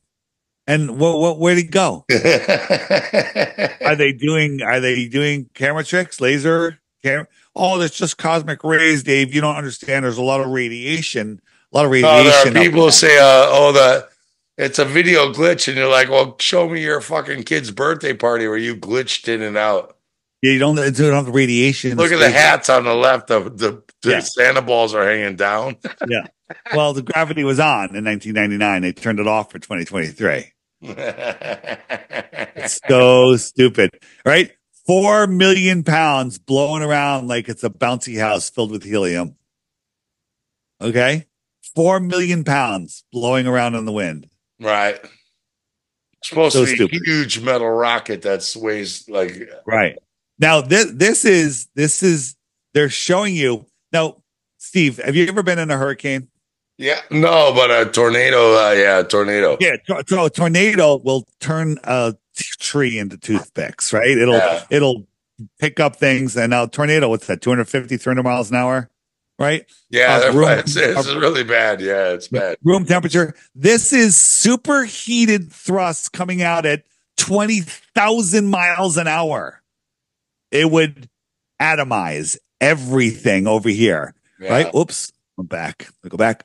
It would literally atomize everything. And it doesn't. These people are 11 miles away, but they wanted to make it look like they're right there. Oh, look, they're right there. No, they're so far away they can't even see the thing, right? And look at the fence. Nothing. Yeah. Look at the Nothing. smoke too. Look Why at did all the that fire? smoke. Yeah. That Look how smoke is slow coming that out of the is. ground, Well, look at the right? launch you showed before where the amateur rocket was, oh, it just flew up Yep. in the air. Like, how did And that then rise so slowly? And then Yeah. this is 30 miles downwind, downstream, and you could hear and see the separation at the same time. You could hear and see it at the Yeah. same time. It would be 90 seconds delayed. Excuse me. I remember being in school where they showed, like, they said they all died up there. It freaked the shit out of us, you know? Yeah, that was what it's all about. Just freaking everybody out. Um, the on the left we have the Blackbird SR-71 Blackbird goes 2193 miles per hour. Any faster, it rips apart because it's not aerodynamic enough. Right. However, this garbage can on the right, the PVC and square and things, right? That goes 22,000, 10 times faster. Right. Okay? 10 times faster, no, and it has paint on it, no issues. The Blackbird can't have paint on it because it burns off. But this thing goes 10 times faster, this garbage can, right? So stupid. And then again, it always just arcs and goes off into the distance, right? Realize.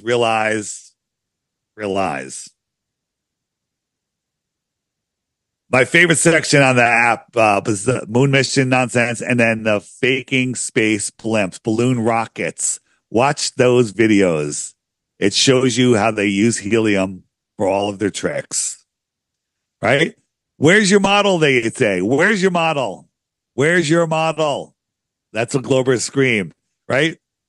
The mechanical realm about the Antikythera mechanism is a working model. Watch the film. It's on the app in the more resources section under the movies section. Watch that video and then you'll see our working model. Right there. FE movies on the web button page. Right? Is this a cult leader? Or Where's is that the a cult? swastika? Yeah. Do you Yeah. notice the swastika changed sides every time they showed them? Yeah. Yeah. That's a cult leader right there.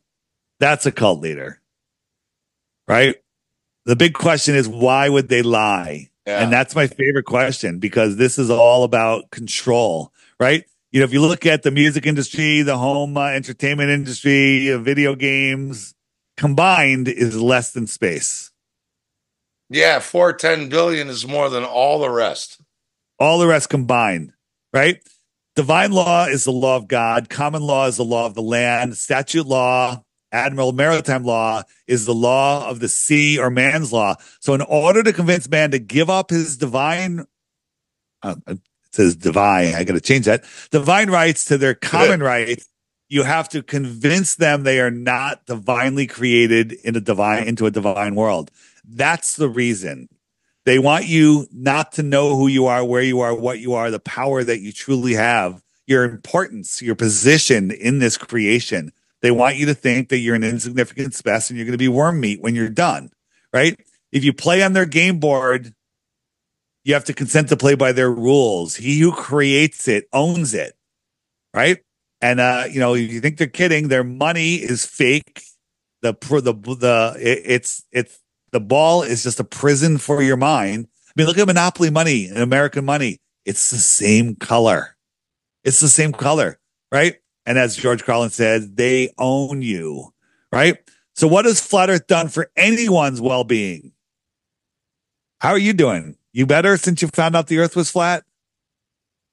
Well, to me, it just opened up the doors to all the other psyops. Yeah. But I still get the people who even watch this whole video, right? I will still get them and say, "You're the psyop. Flat Earth is the psyop.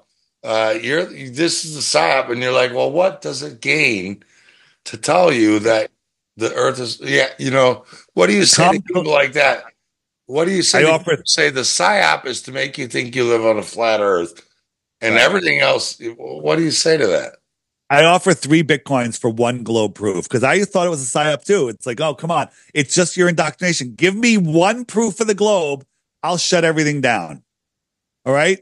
And I'll give you 3 Bitcoins. But there is no proof of the globe. And if somebody sees a circling sun in Antarctica, it just means we don't understand what the sky is. Right. If we see sunset in Antarctica in December, it absolutely proves the Earth is not a globe.